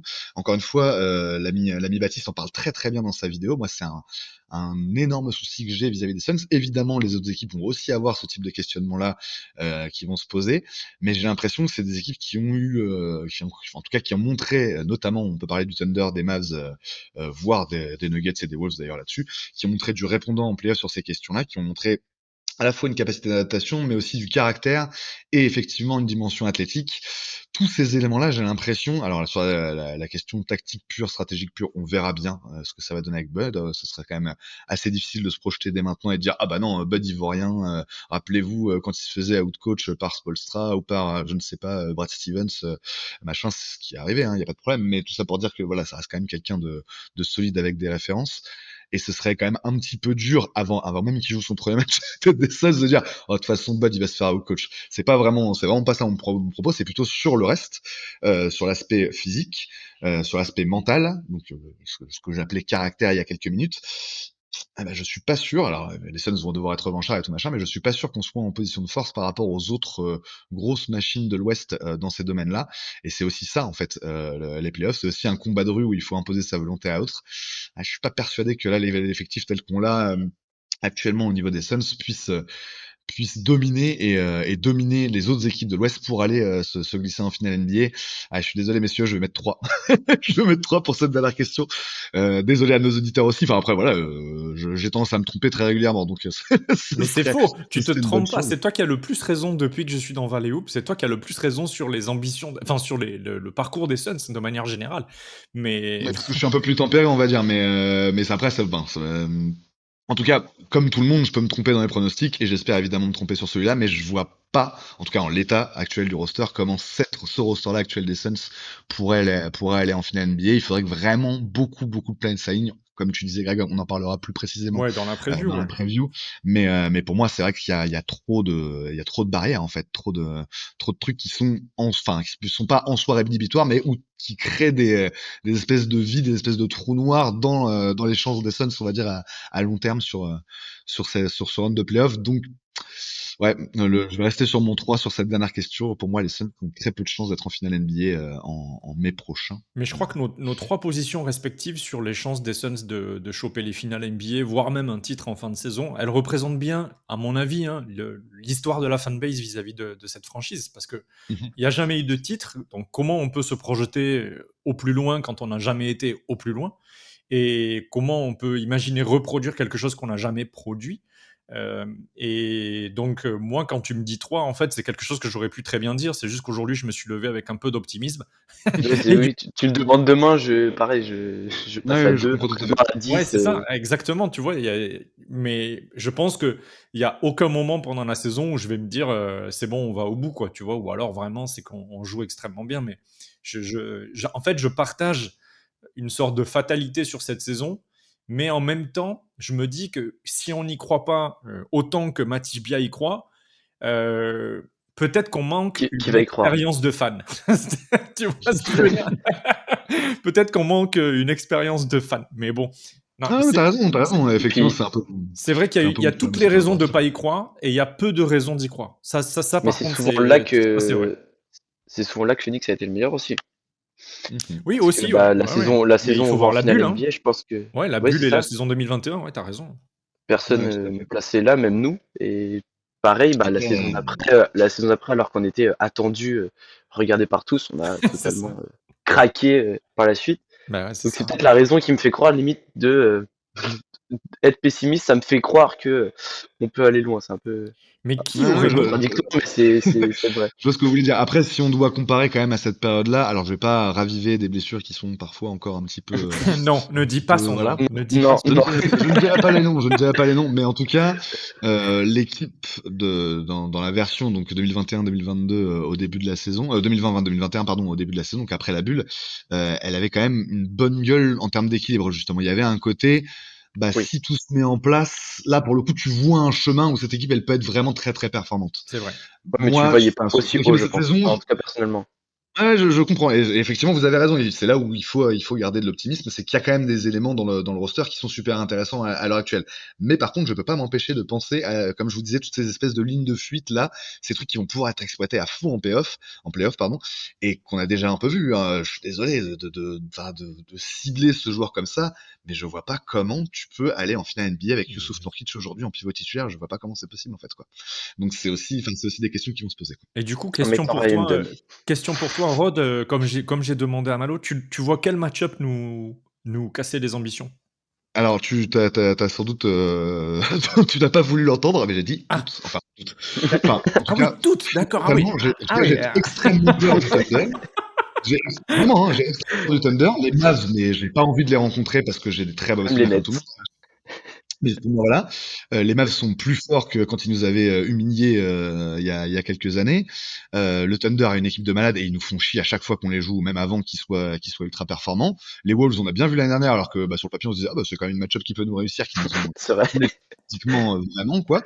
Moi les Grizzlies c'est pareil, c'est le genre d'équipe qui c'est tu vois le côté un peu c'est plus grit and grind parce que c'est un peu plus spectaculaire, mais en tout cas le côté vraiment voilà dur sur l'homme, vraiment méchant sur le côté physique quoi. Moi c'est ce genre d'équipe là, ça me terrifie quoi. Et en fait il y en a trop dans la.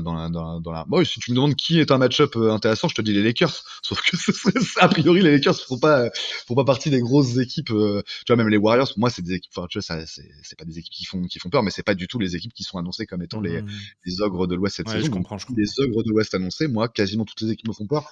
Ah et peut-être que les Nuggets dépourvus maintenant donc après cette dépourvue de Bruce Brown, dépourvue cette année de KCP en plus.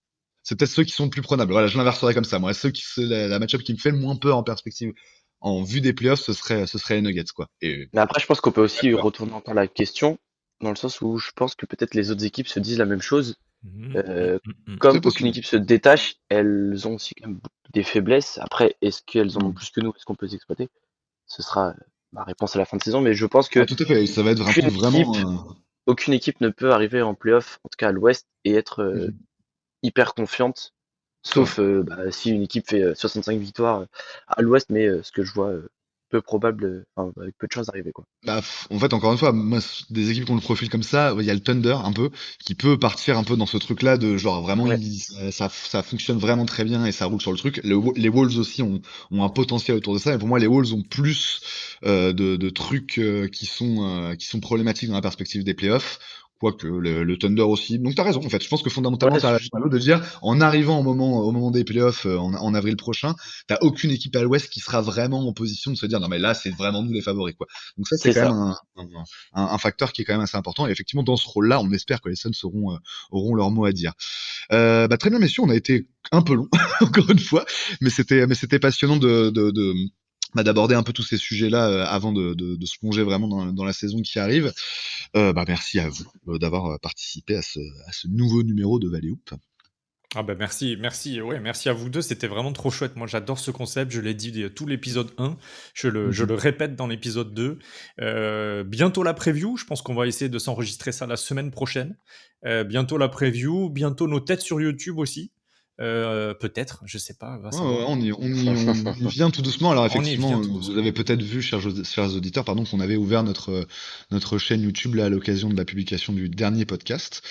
En parlant de YouTube, d'ailleurs, j'en profite pour signaler aux fans des Suns qui ne le savent pas qu'il y a une chaîne YouTube dédiée aux Suns francophones qui s'est lancée il y a quelques mois maintenant, qui s'appelle Run and Suns, Ouais, on leur qui est passe assez le sympa. bonjour aussi, ouais. Avec ouais, c'est ça, c'est des copains plutôt du Facebook, de la commu sur Facebook, et qui se sont chauffés à 5-6 à essayer à monter leurs médias, et qui ont déjà fait plusieurs émissions sur des sujets un peu différents, des retours sur des saisons. Il y avait un portrait de Sean Marion la dernière fois qui était assez cool Mhm. à entendre. Également des trucs sur l'actualité chaude des Suns. Donc voilà, on vous encourage à vous brancher sur ce nouveau média. On est très content de plus être les seuls, et voilà, qu'il y ait de plus en plus en tout cas de médias consacrés aux Suns en France. C'est vraiment une très très bonne chose. On invitera d'ailleurs sans doute des membres de Run Sons à l'occasion de différentes émissions cette saison. Et comme tu le disais, Greg, nous, notre prochaine étape, c'est la preview, vraiment à proprement parler de la saison. Là, c'était une pré-preview, on peut le dire, en 2 épisodes, et on Mise va en donc faire une bouche. grosse preview. Et voilà, ça, une mise en bouche, un appetizer. Exact. On y est. Et voilà, on va passer aux choses vraiment sérieuses à l'occasion de notre preview, qui sera sans doute le prochain numéro de Valley Hoop. On remercie nos auditeurs également d'avoir passé ce moment-là avec nous, et on leur dit donc à très très bientôt pour un nouveau numéro, pour la preview de la prochaine saison des Phoenix Suns en NBA. Et voilà, au revoir messieurs. Au revoir, à très vite. Et une petite dernière pensée pour Al McCoy quand même. Oui, Au absolument. début de cette émission, Absolument. effectivement. Allez, le bisou, ciao. Ciao. Bye.